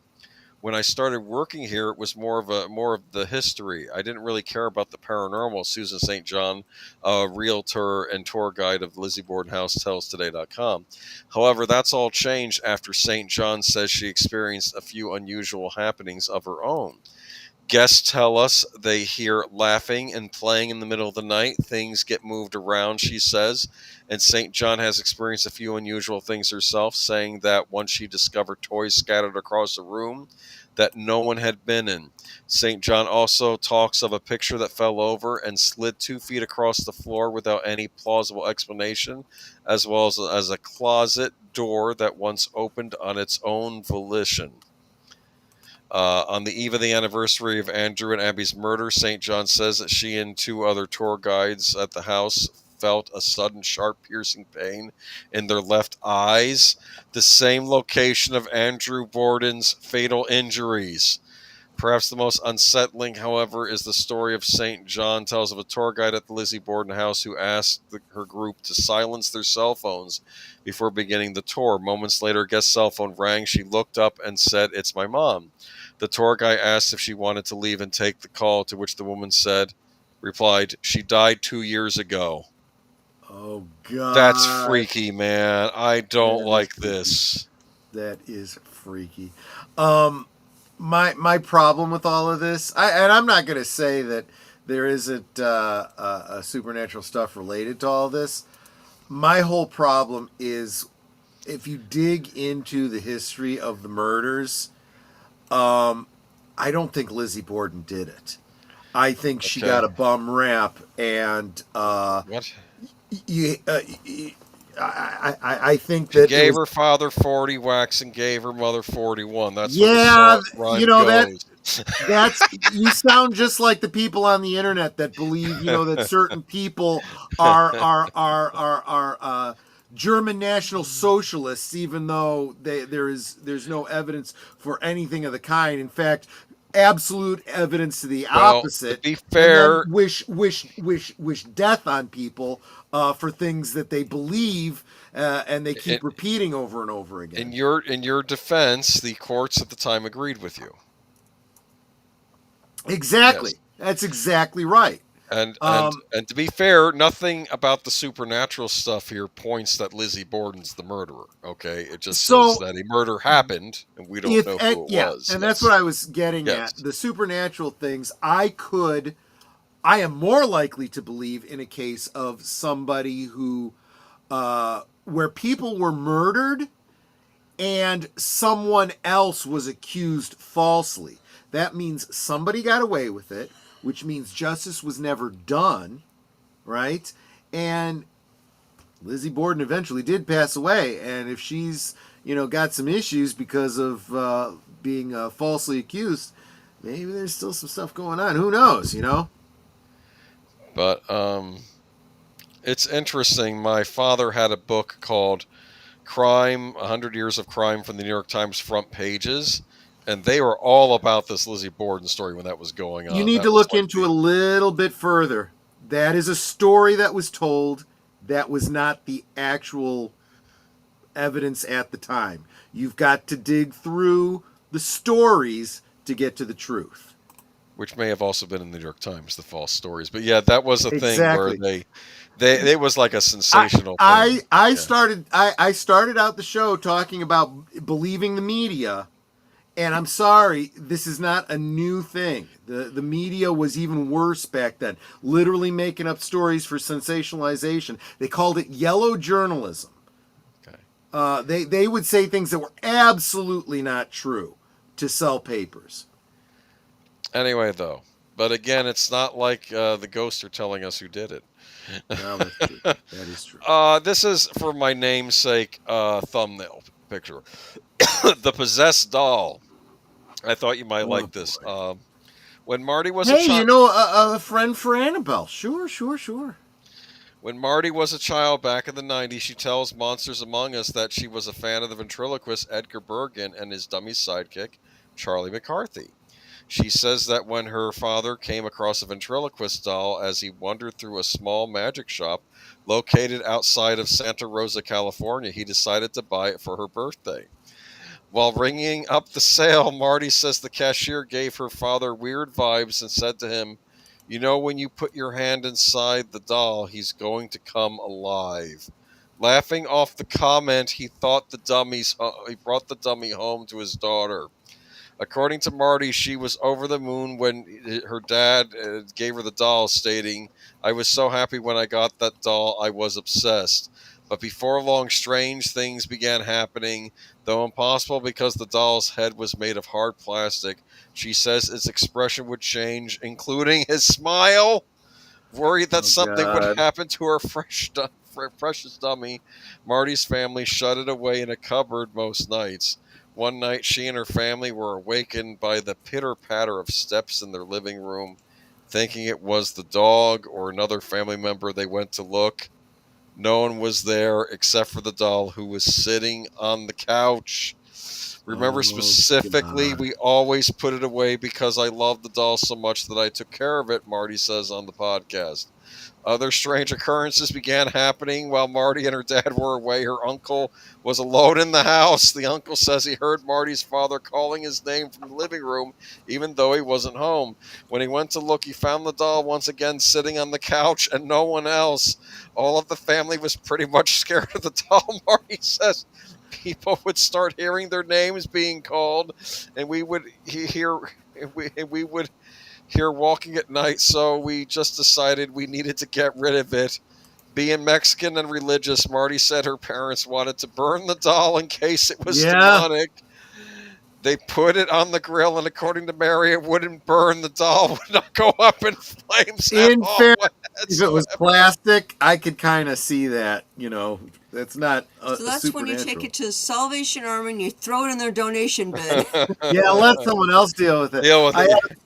I had to blow up your icon because it made sense. It was the doll you were talking about, but on the article too. Yeah. But what I was gonna say was what happened to my comments. I like this. Mark Daly says, "What? A false story in the New York Times? I'm shocked to discover gambling in this establishment. You're winning, sir." Oh, thank you very much. Anyways, let's move. Yeah, it does sound like the kind of thing, right? Because I've done this. I did this to my stepdaughter. She was afraid of Chucky, and we went out and we got at the time it wasn't a Chucky doll. It was the My Buddy doll, and it was. No, it's Chucky doll. I have 3 of them. We got 3 different. Yeah, because there've been a number of different ones that have come out. Well, My Buddy doll sizes. Right. Was the inspiration for the Chucky doll. And to be fair, I always sort of saw the My Buddy doll as like a companion for like a small boy. Like it would be like who hasn't maybe socialized with other kids. They were looking for a way to sell dolls to boys because and then what did they do? They put out Kid Sister for the girls. That's right. I forgot about that. So to rid themselves of the dummy, they dug a hole in the backyard, then filled it with cement. Marty and family have long since moved away, but she says they still think about the doll and possibly that eventually it finds one of us. I'm waiting for someone to now dig it up in the backyard, right? Okay, so unfortunately, what they're going to find is a big block of cement and go, what the hell is this doing in here? Troy, going back to unsolved cases from 100 years ago, did you ever hear about the Axeman of New Orleans who terrified the people of New Orleans? I've heard of that. Especially when he sent articles about loving jazz. No accounting for taste, I guess, for some people. Well, I think if you were haunted by jazz music, Troy would really like that. Yeah, I could live with that.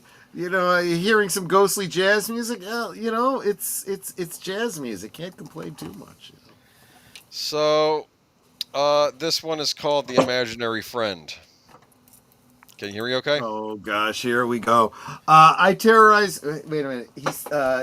13th child says, I terrorized my sister with the Exorcist VHS tape. I couldn't finish the movie. She was so scared she took it out of the VCR. I would always go behind her and put it back in. So when she turns on the TV, first thing that happens is, of course, it plays that. Yeah. The pea soup bit. What was remember Friends? What was it that Joey read a book that he was afraid of. It scared him, so he stuck it in the freezer. Yeah, I want to say it was something like Stephen King's It or something. Flowers maybe in the Attic or something. Maybe. And then he started reading Little Women because Rachel had suggested. Oh, are they like creepy little women? Yeah. and then he's reading through and he goes, this is so sad. She goes, do you want to put in the freezer? He goes, yeah. Oh. Alexa, in Friends, what was the book that Joey stuck in the freezer? From bookread.com. After Rachel finds The Shining in the freezer, Shining. Joey tells her that it's his favorite. What do you book. want to get He reads it sued? again and again. It's The Shining. But that when he gets scared, Oh. And then deleted saying it, and Mark Daly saying it's The Shining. Yeah. Okay. But did you hear? She said The Shining. The Shining. Did she actually say the shit? Yes. You did. She said The Shining. So this is Jacqueline from Oklahoma says that while her memories have faded over the years, she recalls having an imaginary friend when she was young. Her grandparents, Granny Junie and Pa Hank, lived in a small house with quiet backyard. An old yeller out back. Very, something, you be good. Jacqueline recalls visiting them as a child. I have very good memories of my Pa Hank, Jacqueline says on the podcast Monsters Among Us. He would sit under the tree with me and tell me stories. The stories were often about his life and memories of Prohibition, she says. He was actually a very interesting character. The only problem, her grandfather died in 1981 and Jacqueline was born in 1982. I don't think that I ever realized I was getting stories from a ghost, she says, adding that the rest of her family knew of his presence at the house. My Granny Junie would never stay in the house on the anniversary of his death, she says. He did die in the house. Jacqueline also recalls hearing Pa Hank get up in the middle of the night when she was staying at the house. It never occurred to me that these were memories of an entity, she said. In hindsight, Jacqueline says that even though her childhood imaginary friend was actually her dead grandfather, it cast a different light because it was a relative and not a stranger. Never felt like ghosts. It felt like talking to my Pa Hank. Oh, that's You like actually that kind of story? sweet when you think about It's it. lame. You Oh, know? bless her little heart. I know, Please. right? Jesse Guajardo says Troy the X-Men sent an article to the New Orleans Press, stated that I love to hear jazz music. If you play jazz, then I won't pay a visit to your home. And the whole city was playing jazz. Okay, so maybe he's a bit extreme, but I can kind of understand where he's coming from. That's fine. I dig it. What if they were playing Chopin? Yeah, it's talking about things that go bump in the night. Troy and I were spending the night at a friend's house, and I got up in the middle of the night to go to the bathroom. Now, I knew they had 2 cats, and during the time we were there, I only ever saw one because the other one apparently was like shy or something. But I got up to go to the bathroom in the middle of the night, and there's 2 cats right there in the hallway, right outside our room, and the bathroom was right next to our room. So as I'm trying to walk from our room into the bathroom, the cats are like going in between my legs and like, you know how cats try to trip you. Yes. Yeah. And both of them, I could feel both of them against my legs. Because Finally cats are assholes. I finally got to the bathroom, did my business, went back into the bedroom. They're both trying to get into the bedroom. And I'm like, pushing them away because they weren't allowed in the bedrooms. So the next morning I'm like, yeah, your cats were trying to prevent me from going to the bathroom last night. And they wanted to get into the bedroom. And I said, the black and white fluffy one seemed a lot more friendly than the other one. She's like, what black and white fluffy one? I said, it's a, cat, and I measure with my hands, like really big like this, kind of black and white, really fluffy, like a Persian. And they're like, we don't have a cat like that. Our other cat was like, they had like an orange cat or something. And she goes, oh, so many things make so much more sense now. That must be a ghost cat, and that's why our cats are going nuts running around the house. They're playing with a ghost cat. Well, there but you go. I felt both cats against my legs, so they were very solid. No. Well, I don't mind them at all.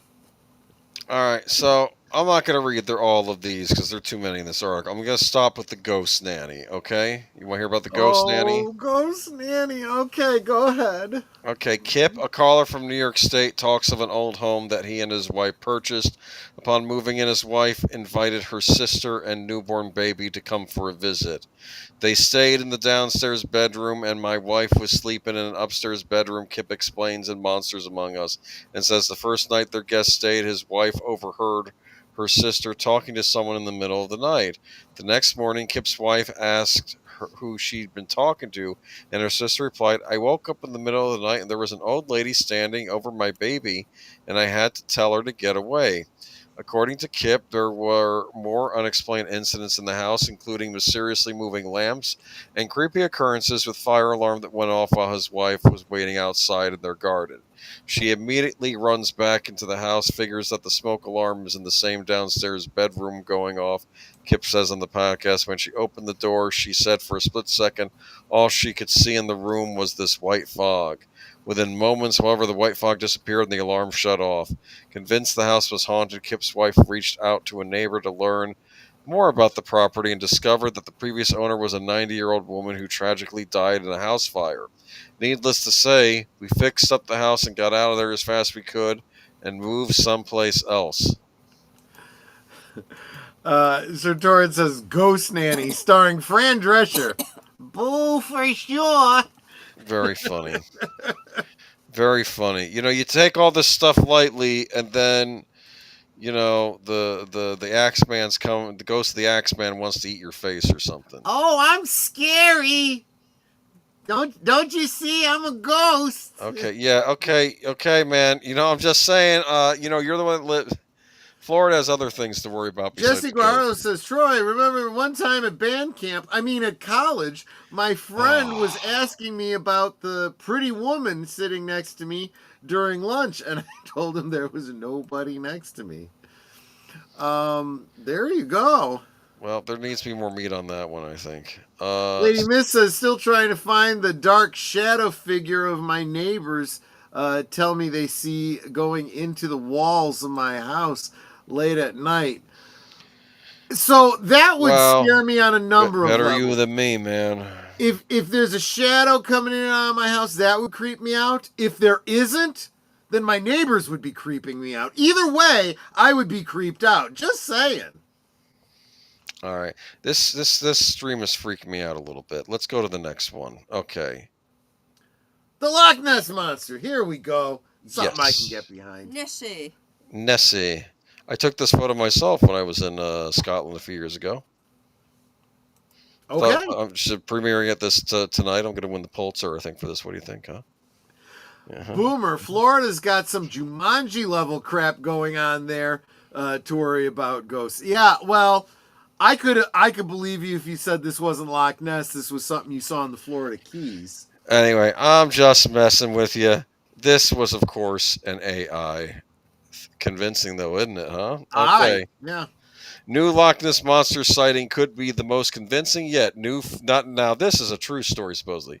New footage recorded this week on a webcam overlooking Loch Ness appears to show evidence of the Loch Ness Monster sighting, at least according to the man who discovered it.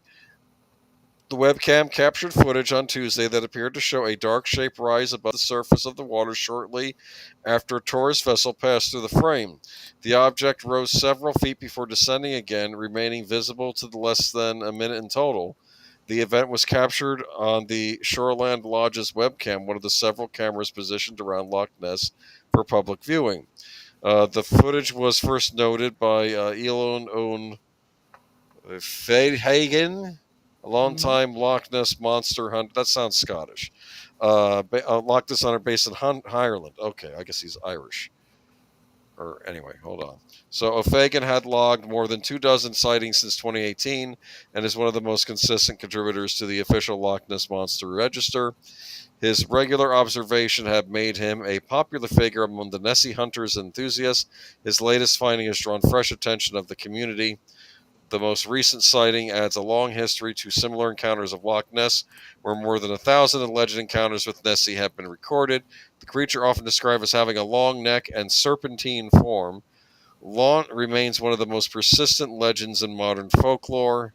In recent years, researchers have used sonar mapping and underwater microphones to search for signs of a large aquatic life in the loch. Some recordings have detected deep rhythmic pulses and large moving shapes, but no conclusive evidence has been found to date. The Loch Ness Monster, often called Nessie, as Netter pointed out, is a mythical creature that allegedly inhabits Loch Ness, a deep freshwater lake on the Scottish Highlands. The first references to mysterious beasts of the water date back to the 6th century. The modern-day Loch Ness craze began in the 1930s when a series of supposed sightings and photographs captured attention worldwide. The most famous, called the Surgeon's photograph, was later revealed to be a hoax. Still, the photograph cemented Nessie's place in pop culture. In the years, explorers and scientists have launched numerous expeditions using sonars, submarines, and underwater cameras. None have produced definitive proof of the creature's existence. Despite this, the legend of Nessie lives on, fueled by folklore and a community of dedicated enthusiasts who remain convinced that something unknown still lives beneath the surface of the loch. What do you think? I don't know. There could be something in there. It's a big damn lake. Well, I'm just saying, this webcam footage, though. I'm just saying, they got it. Okay. Yeah. And that's a picture of it, right? Well, you know something? What about you, Netter? You think Nessie's real, huh? Well, anything is possible, but it's most likely Cthulhu. Yes, it could be Cthulhu. Oh, my Leave goodness. him up, damn it. Okay, let's move on. In the back of my mind, I hear Harvey saying, "Press the button! Press the button!" Lady Mrs. asking, wouldn't there be more than one, as how does just one exist? I don't know. It's a magical dinosaur serpent thing, okay? Well, that's a very interesting thing. There is one theory is that the lake is not completely cut off from the ocean, that there might be some sort of Could be hundreds of these things, man. There could be, yeah, there could, and Yeah, that would also kill us explain a all. lot more. That there's a migratory thing where they come into the lake every so often, once a year, and then they go back out to the ocean. That's entirely possible. Just to mess with us. How long can it live? I don't know. I mean, how long do, I don't know, crocodiles and turtles live? They can live 100 years, you know, so... Okay. Who knows? Well, I'm just saying, I thought that Nessie was in the news. Now let's go to your article. You know, dude. Yep. Okay, we'll spend some time on this. They will eat the bugs. It's getting late. Your articles, I notice, it's like 100 stories in them.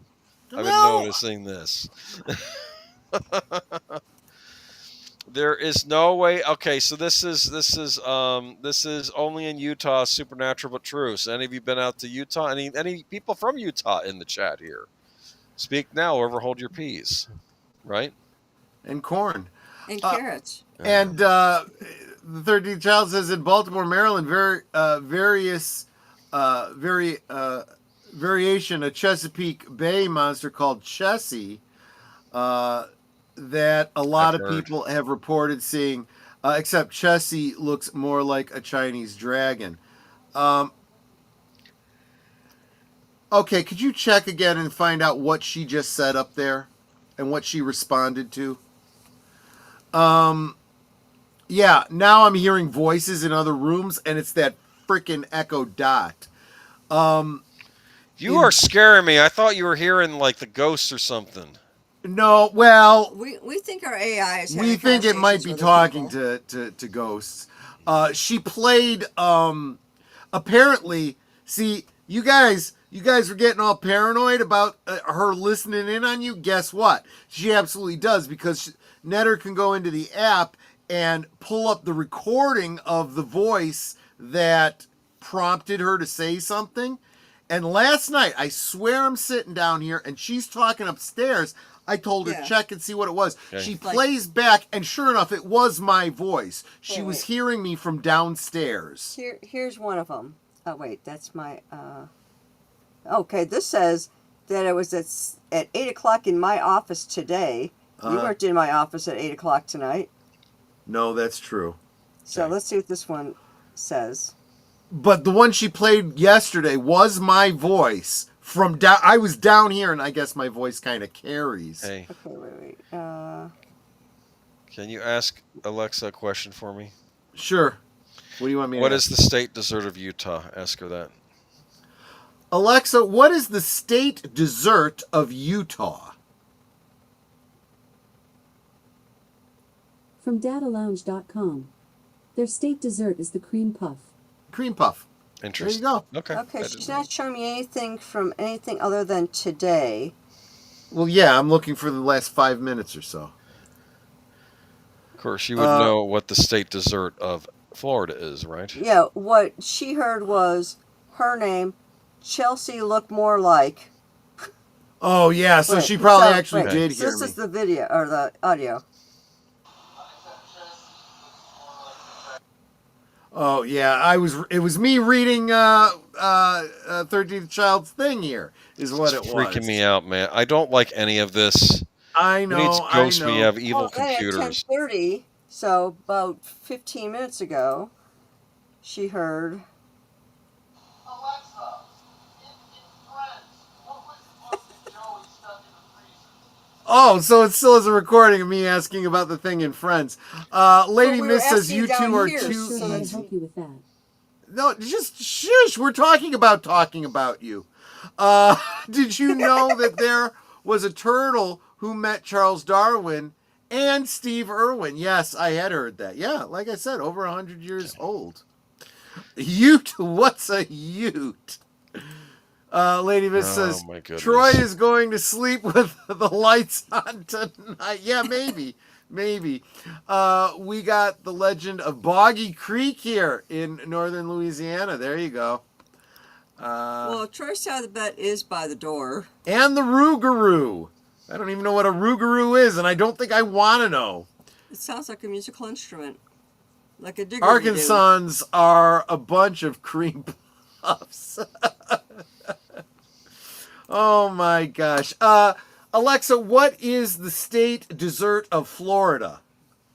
According to an Alexa Answers contributor, Florida's state fruit is the orange, and Florida's state dessert is key lime pie. A key lime pie. Yes. There you go. Yeah. I would have said the Dole Whip, but, whatever. That's Disney, man. Everyone thinks Disney owns all of Florida. They don't, as we They talked think about in they our do. articles. They think they do. I am the 13th child. Boomer, find your spy, man. I can't, man. I'm terrified right now, and this is freaking me out. Look at these birds. We're going to talk about this. Now we're going to Utah. Okay. Of the Great Salt Where Lake. they had a bit of a biblical plague. I think so. Well, let's read all this. Okay, there's no way to fact check what about the show. I mean, I can definitely ask AI or Google for evidence. In doing so, you might find traces of truth and links to reputable websites. But if you're looking for empirical, verifiable, peer-reviewed proof, I'm afraid this is going to disappoint you. If, however, you're open to mysteries that science can't explain, events that have been witnessed by hundreds, sometimes thousands, and tales so persistent they practically stitch in the fabrics of Utah itself, have I got a story to you? Several, actually. All of them have roots in a remarkable, religious, sometimes peculiar, often inspiring, and always entertaining state. These aren't just fringe rumors passed between conspiracy theorists at Soda Pops and Payson. Many of them are documented by sworn testimonies, pioneer journals, local newspapers, accredited historians, even government files. Okay, let's look down at some of these. Okay. Let's start with the original Utah miracle, the miracle of the gulls. It's 1848. Mormon pioneers have just barely carved a living out in an inhospitable desert. But a biblical-sized plague of Mormon crickets, yes, that's their actual name, descends from the hills and begins annihilating their crops. These are not cute little bugs. They are beefy, armored, crop-destroying arthropods. Panic sets in, pioneers pray, fast, and cry. And then seagulls, hundreds of them.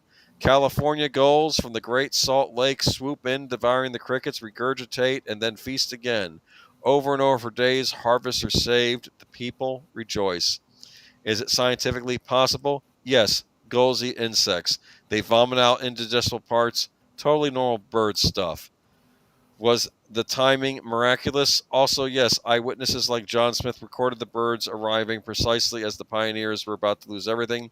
Today, the event is immortalized in a granite monument on Temple Square, and the California gull is Utah's official state bird, but it's not from Utah. Okay, never mind. All right, true, mostly birds. I don't think birds really pay much attention to state borders. Okay, birds do bird things, but ask my 19th century saint who lived through it, and they'll tell you those birds were heaven sent. What do you think? I mean, absolutely. That one actually seems quite reasonable. Although, if you want to find a non supernatural explanation for it, nature finds a way. Look, there is a balance in nature. That's kind of the whole predicate of Darwinism. And I don't know if you knew this or not, but a different kind of insect, the cicada. You know why they have 7 year reproductive cycles? Why? Because nature has found that odd number of years offsets them from most of their prey animals. However, because there tends to be multiple species that stagger those 7 years, well, they still get picked off in big numbers. But Oh, I figured it's because they're Vulcan. no, yeah. Well, that's interesting because maybe in Vulcan history there was a predator that That they says you had to can be only get concerned laid every about. 7 years. Well, that led to that sort of a cycle, perhaps. Yeah.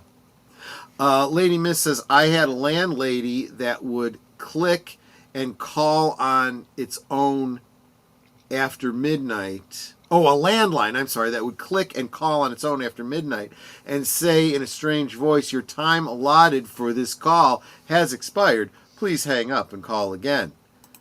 Then hang up. It would do it 3 times in a row, every now and again, and always after midnight. I had to warn anyone brave enough to stay over so they wouldn't get too scared. Yeah. I think I would be getting annoyed after a while and just go, hey, can you knock it off? Please stop. I'm trying to sleep, for crying out loud. Ready to learn about Skinwalker Ranch, which I've already heard people talk about, but I've never paid much attention. I never paid attention to Oak Island, too, and then I was watching an episode of The Unexplained where it was all about Oak Island. Yeah. Another supposed location for the Ark of the Covenant, by the way, is Oak Island. Okay.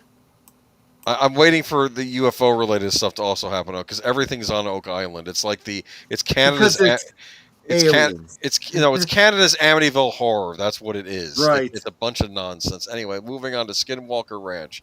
Now let's head east to the Utah Basin, home of perhaps the most paranormal plot of land in America, Skinwalker Ranch. We're talking full-on sci-fi madness here. For decades, centuries even, locals have reported shape-shifting creatures, glowing orbs, UFOs, cattle mutilations, poltergeists, and interdimensional portals. Yes, really. Sounds ridiculous, right? Except it's been investigated. Seriously investigated by everyone from government contractors under a secret Pentagon program to credentialed scientists and investigative journalists. There's even an entire History Channel series dedicated to the ranch. While skeptics say it's all hype and hallucinations, the consistency of the reports and their high-profile investigators suggests something genuinely weird is going on out there. True, there's no smoking ray gun, but enough strange things... But enough strange things have been seen, filmed, and recorded at Skinwalker Ranch earn its spot as one of America's most studied and baffling paranormal hotspots. Yeah, you ever hear of Skinwalker Ranch? I have. I absolutely have. You ever been out there? I have not. I thought because there were skinwalkers out there, like the American Indian myth or whatever, right? Or religions. I don't know. One would have thought. Yes, exactly. Okay. Missionaries and the Men in White. Here's one you probably heard at a church fireside once. 2 young missionaries walking into a sketchy part of town are passed by a gang. Days later, they meet one of the gang members who says, "We were going to jump you, but those giant dudes walking beside you scared us off." This confuses the missionaries since they were walking alone. Variations of this story exist all over, from Sao Paulo to South Central LA to South Jordan. Some involve men in white, others shining beings. In many cases, the missionaries don't even realize anything miraculous happened until later. And are these urban legends? Sure, some probably are, but enough first-hand accounts from reliable returned missionaries exist to make you wonder, is divine protection not only real, but often routine? True, maybe not every retelling, but many claim to have experienced it firsthand. And the world of miracles, that's for nothing. Okay, I got one more on here I'm going to do. Okay. Utah Lake Monster, Nessie's Mormon cousin. Are you kidding me? Long before and that's what a Lady Miss was talking about. It probably has a bunch of wives. See, so there you go. I heard supposedly they don't do that anymore. Well, not legally, but I'm sure you watched Big Love, didn't you? I did watch Big Love. Yes. Okay, long before Provo was a college town with a tech startup in every basement, it was home to something far less explainable. A giant serpent in Utah Lake reports go back to the 1860s. Native Americans and early settlers alike told of a long, dark creature with a head like a horse and a body like a snake. It swam fast, made big waves, and occasionally tried to eat things or people. The Deseret News even ran an investigative article about it. Skeptics say it was probably a large sturgeon or exaggerated fishtail, but if so, it was only really convincing. It was one really convincing fish.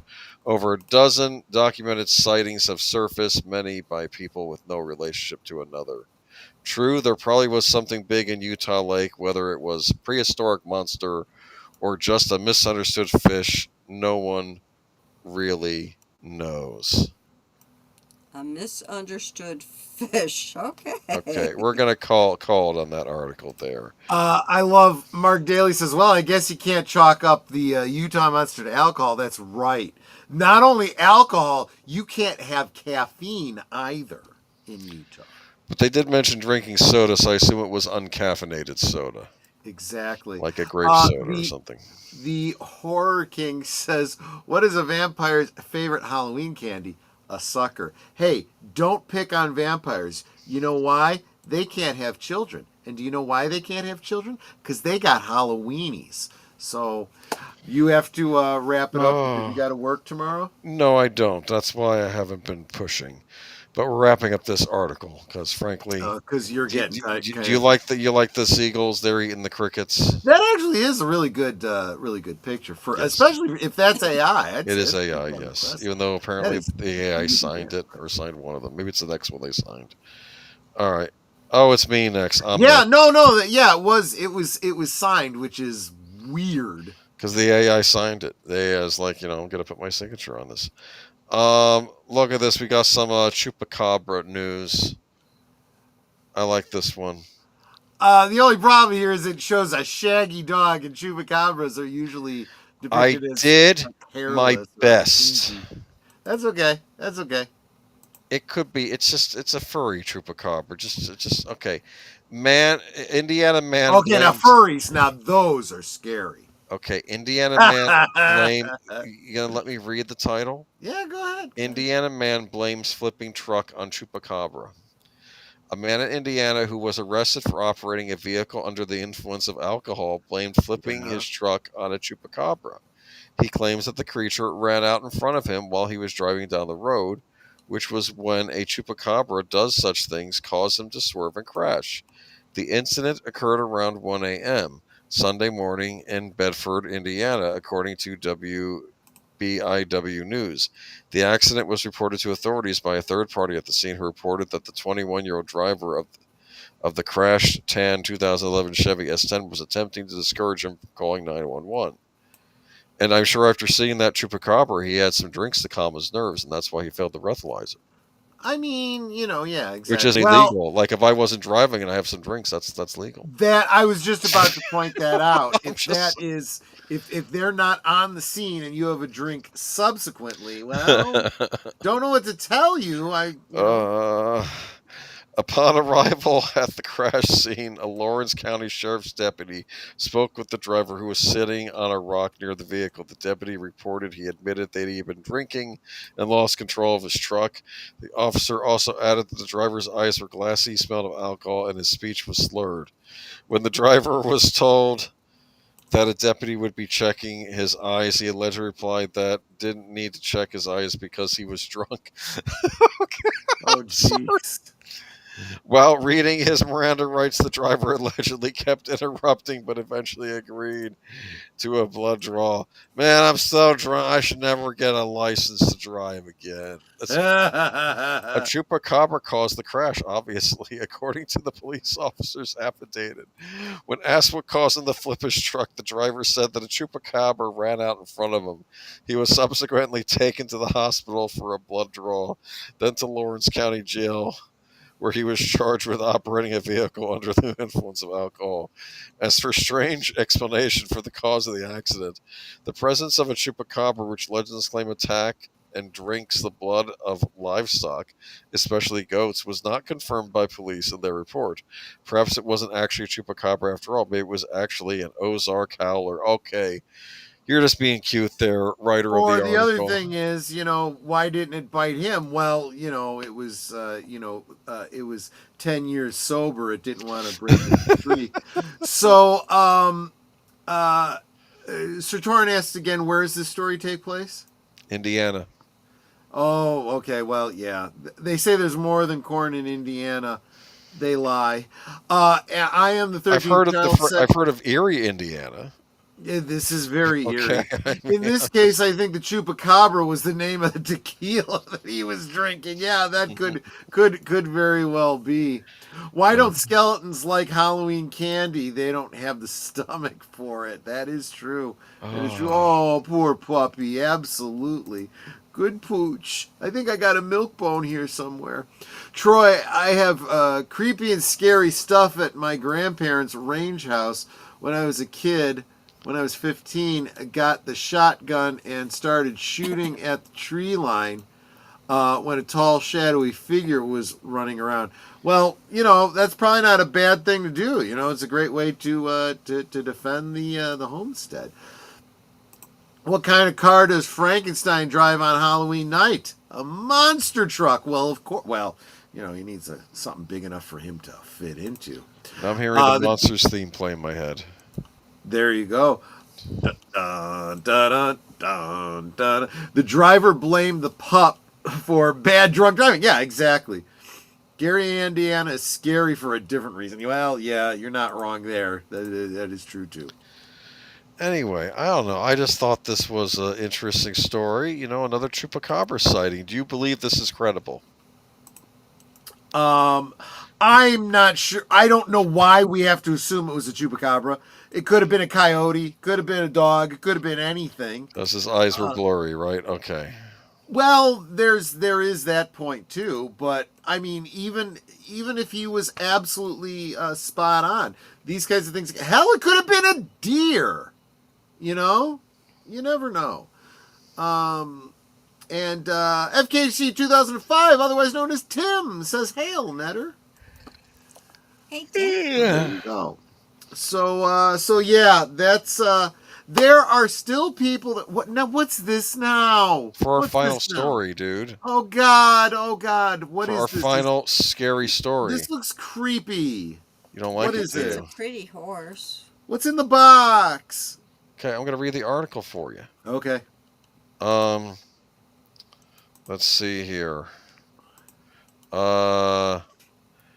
Let me see.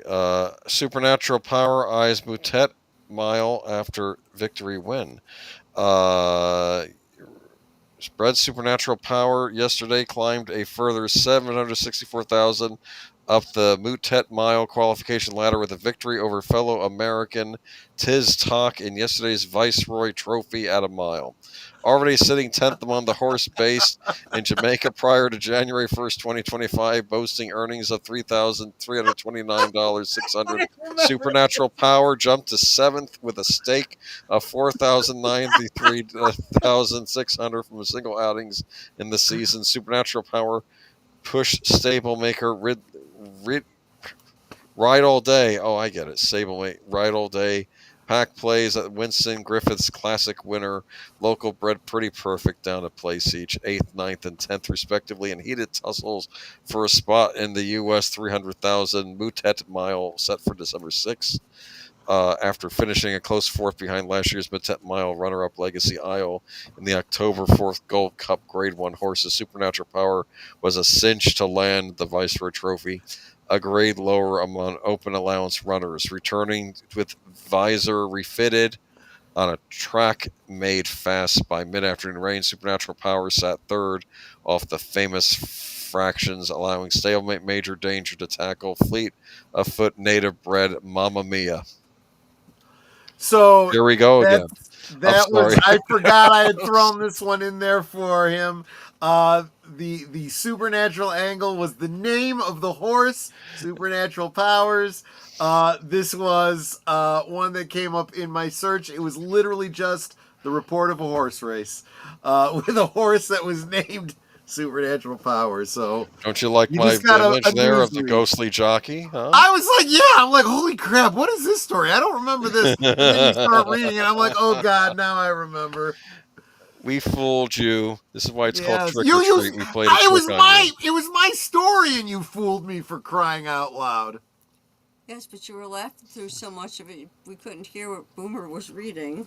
Well, it was. It doesn't matter. I didn't understand what I was reading because it's all horse talk. Exactly. Okay.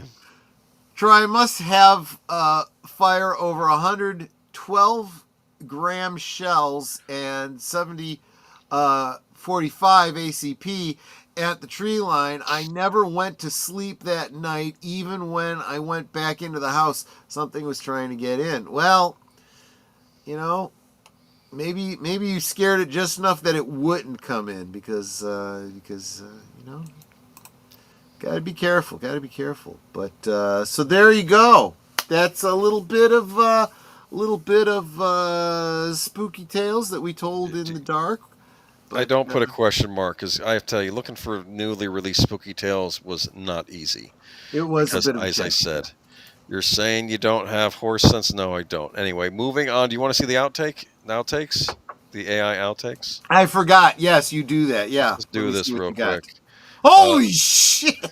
Oh fuck, man! You don't like that one? No, I don't like that at all. Okay, not moving on. Bit, no. Moving on. It's not as bad. Okay. I could see that one in like a horror game or something like that. Yeah, that's kind of creepy. Let's see what else there is. Oh, that's like Megan vibes there. Not digging that at all. No. Okay. That creeps me out for all completely different reasons. I don't think I can even see anything in this picture. A lot of the Annabelle ones did not turn out well. Oh, God. Oh, God. Actually, that one looks more like Annabelle, like the real Annabelle, than any of the other images that I've seen. Anyway, moving on to... That looks like Chucky with horns. That's it was like really not working for me that evening. Okay. Oh, God. More Chucky with horns. Stupid. Jeez. It's really stupid. Okay. Yep. There we go again. That one's not even... Now we're getting away from scary a little bit. It's just... Ugh. Yikes. I'm not liking any of this nonsense. I mean, I actually could see Netter getting that, though. That one's pretty good.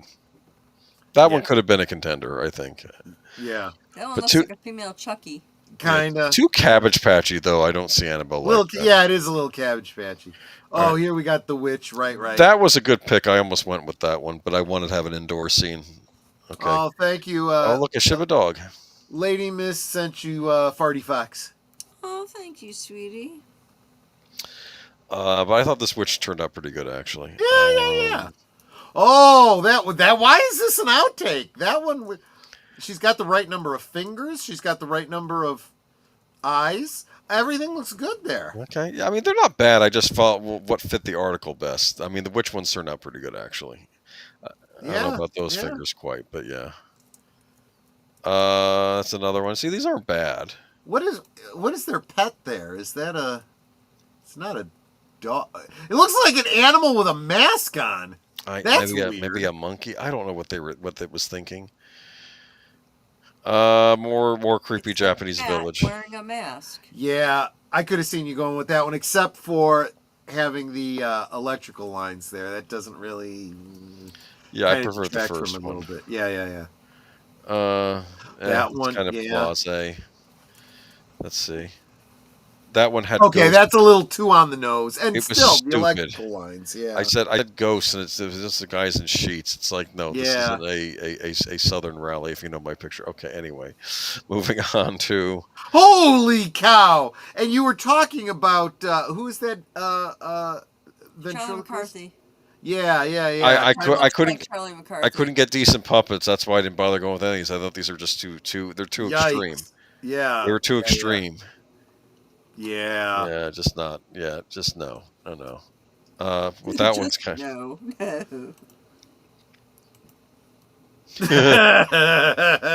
one I Looks kind of like like. he's having a good time. Yeah. Oh crap! How do I get back into it? Okay, there we are. Okay, and I tried finding less That's creepy not ones. bad, but not terribly scary. That one's actually kind of a pleasant. Whereas looking Jesse Quarles going, holy shit, nope, holy shit, nope. one. Yeah, no, all kinds of no.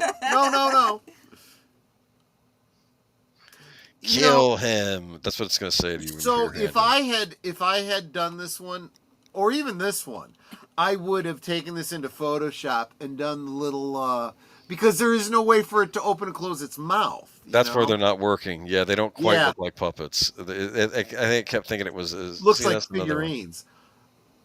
Wow. Just wow. I like 13th Child says, "Holy fuck, shit, damn." Okay.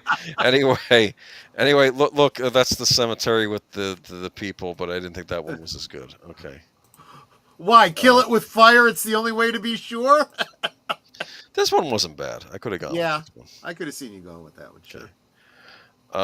More cemeteries. Again, it's too dark. It's like I know it's at night, but geez, you have to make it so dark. And that just looks like actual people. That looks pretty damn real. Yeah, that's like. I like the cemetery one. Right. Yeah. All right, and then let's see. That's another Nessie. These look too much like dragons. Oh, Too crap. dragony. Better. Yeah, too dragony. And yeah, let's. Can And then never be too dragony. I That like one dragons. even is a little too dragony too. they all look too dragony. They all have like the see. It's. Yeah. I mean that That was probably a little closer though. They're all kind of. Oh being yeah, dragony we're at kind this of. point. That one's actually a pretty good one. I could have gone with this one instead of the one I used. Yeah, Oh, well. There we go. Okay. I think these are actually decent represent. Okay, this is more like a religious painting. Like I almost went with this, except it looks like they're at like a shore or a beach instead of being out there in the country, which is where they were supposed to be. But this does look like a religious painting almost. Yes, that's why I almost went with it instead of the other one. But I kept it in I here. can see that. I can see that. All right, moving on to, and that's another Chupacabra. That one was better than the one I used, but again, it looks like a dog. I was gonna, and not only that, because of the perspective, I'm not sure if the dog is way closer to us or if it's just a big, giant dog. You know? Yeah, it's kind of a fail. And I don't know what this was. This is just, what is this? It's just a truck driving past some whatever. I guess are those supposed to be Chupacabra? Yeah. I don't think that the AI knows what I a didn't think it Chupacabra knows what a is. chupacabra is. It Yeah. needs to figure that those stuff look like out. half sheep, half dog. They're sheepdogs. There's another ghostly jockey, but I thought the other one I used was better. Yeah. And I don't know who that is, but I'd like to get her phone number. That's yeah, and I'd like to know why why her horse has 5 legs. Oh, that's a problem too. Yes. Okay. She showed up in the jockey pics I threw on her, and I'm going to end with her. Okay. There you go. So, what did we learn tonight? That AI still doesn't know how many limbs animals are supposed to have. That's what we learned. Well, you sure that's a leg? Well, in front, yeah. You know, horses are built. If it was in the back, I'd say, well, maybe, he's got something going on there. No, just all kinds of no. Okay. All right. You did some good work there, though. I kind of get a kick out of your. Well, I saved the outtakes because I figured they're fun. Because they're fun. Well, plus the AI, it went to trouble to make them, and I know that costs energy. So I figure if I'm like, what is that? 5 minutes of electricity or something to cause like one image. So I figured, okay, I better keep it. You know, Jesse, I'm afraid if he were to type in goat sucker, I'm afraid what he would end up with. So let's not. hey, Let's not. Joe's atmosphere. We were discussing some creepy stuff here tonight, and I think Troy. I don't know if you have the links to the articles in the description, but you should check out that one where you could zoom in on the picture that dude took at the hotel, the Shining Hotel, and you don't notice it from a distance. When you zoom in, you definitely see a figure there, and it's freaking me out. It looks like a woman in like a low cut dress, but I don't know what time period she's from. I thought I had it up here, but I guess Don't show that picture on the air, man. This is gonna turn into The Ring. Okay, just you think this kind of stuff like I didn't like.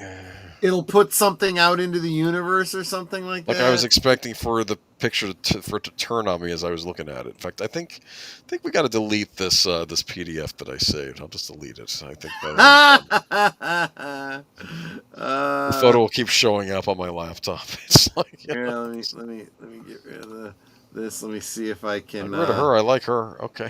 I don't. Well, yeah, of course you do. She's undead, but you know. But then she'll be around a good long time, right? Let's see if I can't share entire screen without sound. And why did it not share? It's scary. It doesn't want to be shared. Share. There we go. So, guys, what are you doing to me? What are you doing to me? This is what he was talking about. Why don't you zoom in, chicken? Yeah. You zoom in. There you go. Keep going further if you can. I don't know if I can. Let me try. Go further if you can. This. Come on. Can I slide? See it? Looks like a lady with a bag over her head. Yeah, it looks like a woman. I'm seeing hair. It looks like she has like a. No, that's looks like a head. It looks like looking maybe away from you, maybe, or hair in her face. That is a dress, bare shoulders. I mean, maybe she just wants to dance with you. That is freaky. Because from a distance, she blends into the background. When you zoom in, you see her emerge. That's what's freaking me out about this. All right, I don't like it. You don't. Yeah, look at Jessica Rotto. He's seeing it too. Yeah, that's what I'm talking about.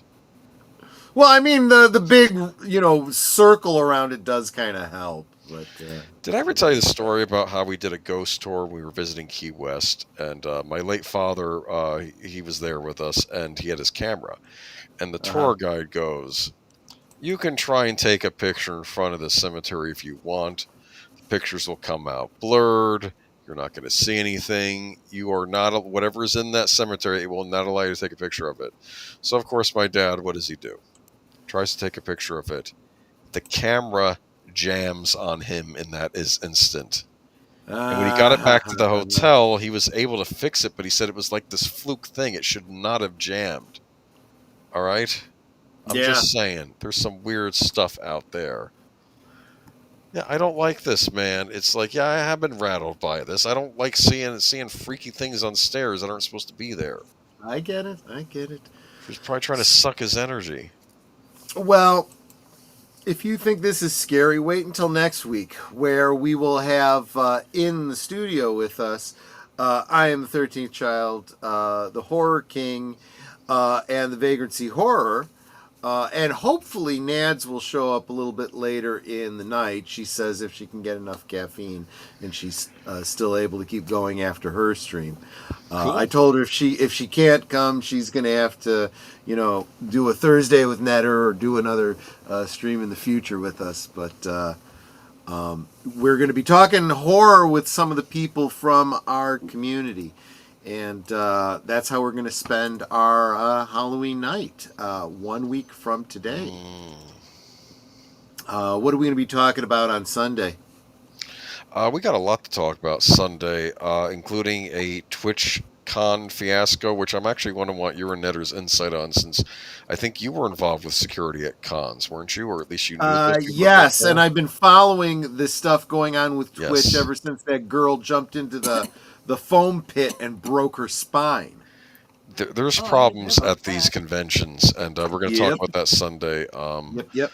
More Xbox stuff. The return of Johnny Depp to a big screen role, which we'll be talking about. I'm not going to Yep. say what that is, and just some other stuff too. Of course, the big Warner Brothers. Are they selling? Are they not selling? We'll talk about that as well. So, interesting stuff to talk about on Sunday, and an explanation for why Microsoft or Xbox keeps raising its prices. A Bloomberg article broke, I think, and a Windows news channel was covering We'll it. get We'll into talk that. about That's that, a whole and now bunch of we finally know what the reasons behind all this nonsense is. Okay, all right, that'll be Sunday. Yeah. Geeky Geezers.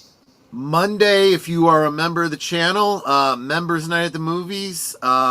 Well, it's not set in stone. If you want to, if you haven't voted yet, and you want to go vote on the community tab for the movie of the week.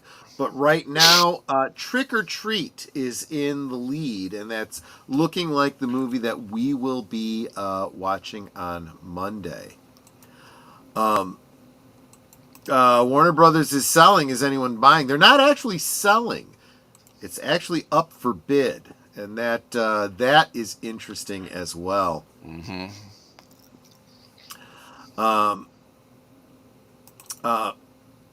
Are you asking me about? I have 4 cool Halloween jigsaws I hang every year this time. Yeah, I'd be interested in seeing those. If you go to the About page or the About section on my YouTube channel, you can click and it'll give you my email address so you can send me. Or you know what? It's just as easy as Troy.Pacelli, just like it says in the title here, at yahoo.com. So just separate Troy and Pacelli with a period. But there you go. Warner Brothers is selling. So you're telling him you're Troy.Pacelli? Troy.Pacelli. Yes.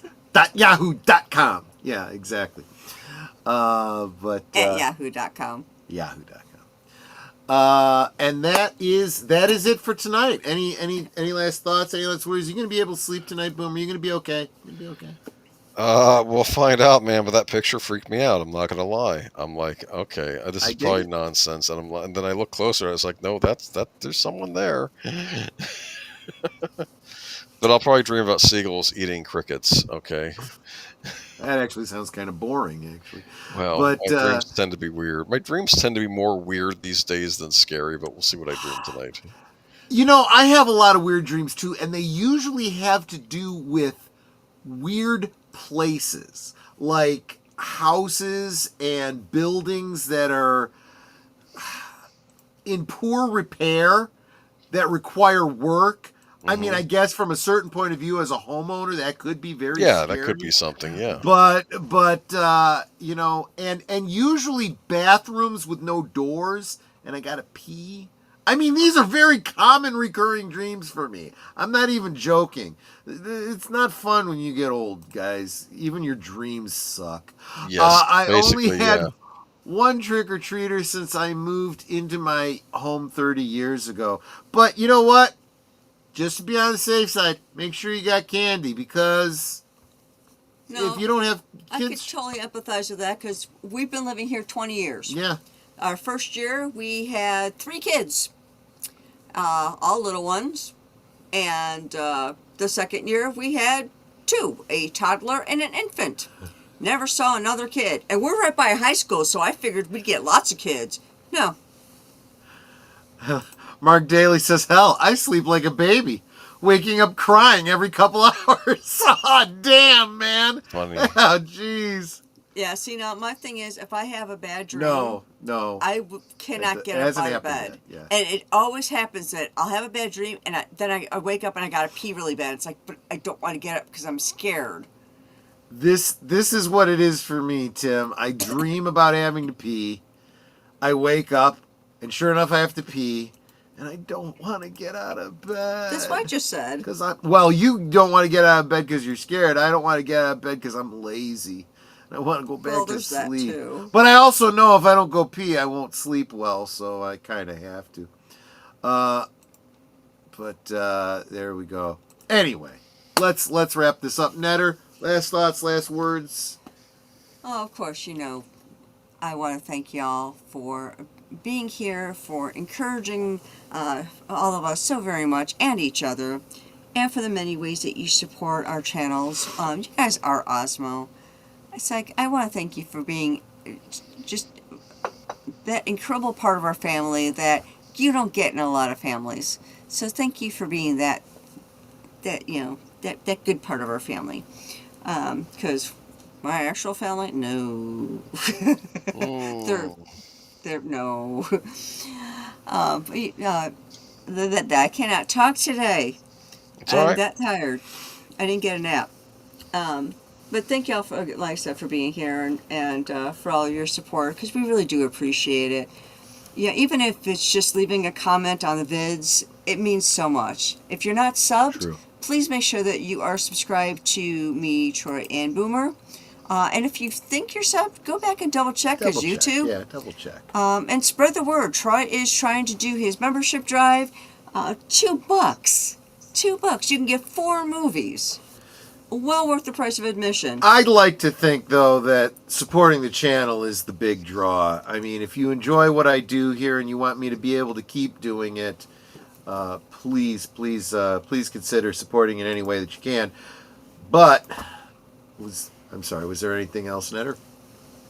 I love you. I love you, too. And I love all of you guys, too. And that's not just the alcohol talking. And, of course, we will see all of you tomorrow night over on Big Al's channel, but I don't remember what it is we're watching. Silver Bullet. Oh, okay. Yeah, another werewolf movie and another Stephen King film. Oh, so. I thought it was a trade movie. The Silver...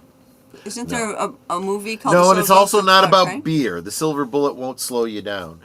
So anyway, guys, I want to thank you guys so much for hanging out with me, helping me start my weekend. You guys are wonderful. You guys take care, and we'll see you on the next one. Salute. Bye. Good night, ladies. Good night, sir. Hit it, sweetheart.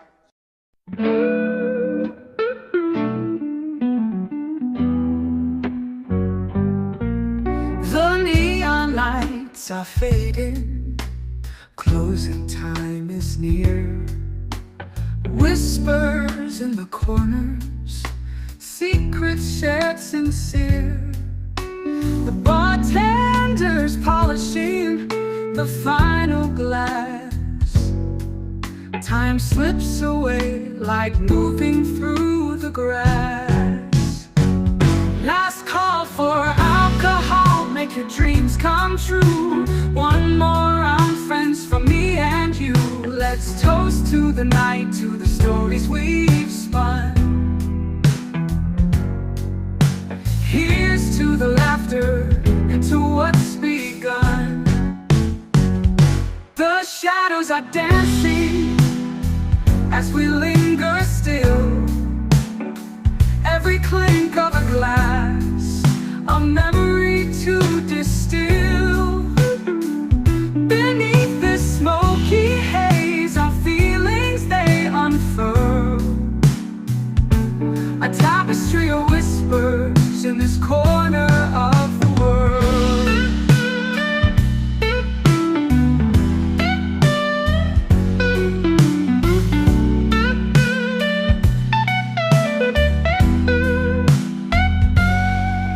The jukebox serenades us with a final tune, crooning to the lonely and the lovers under the moon.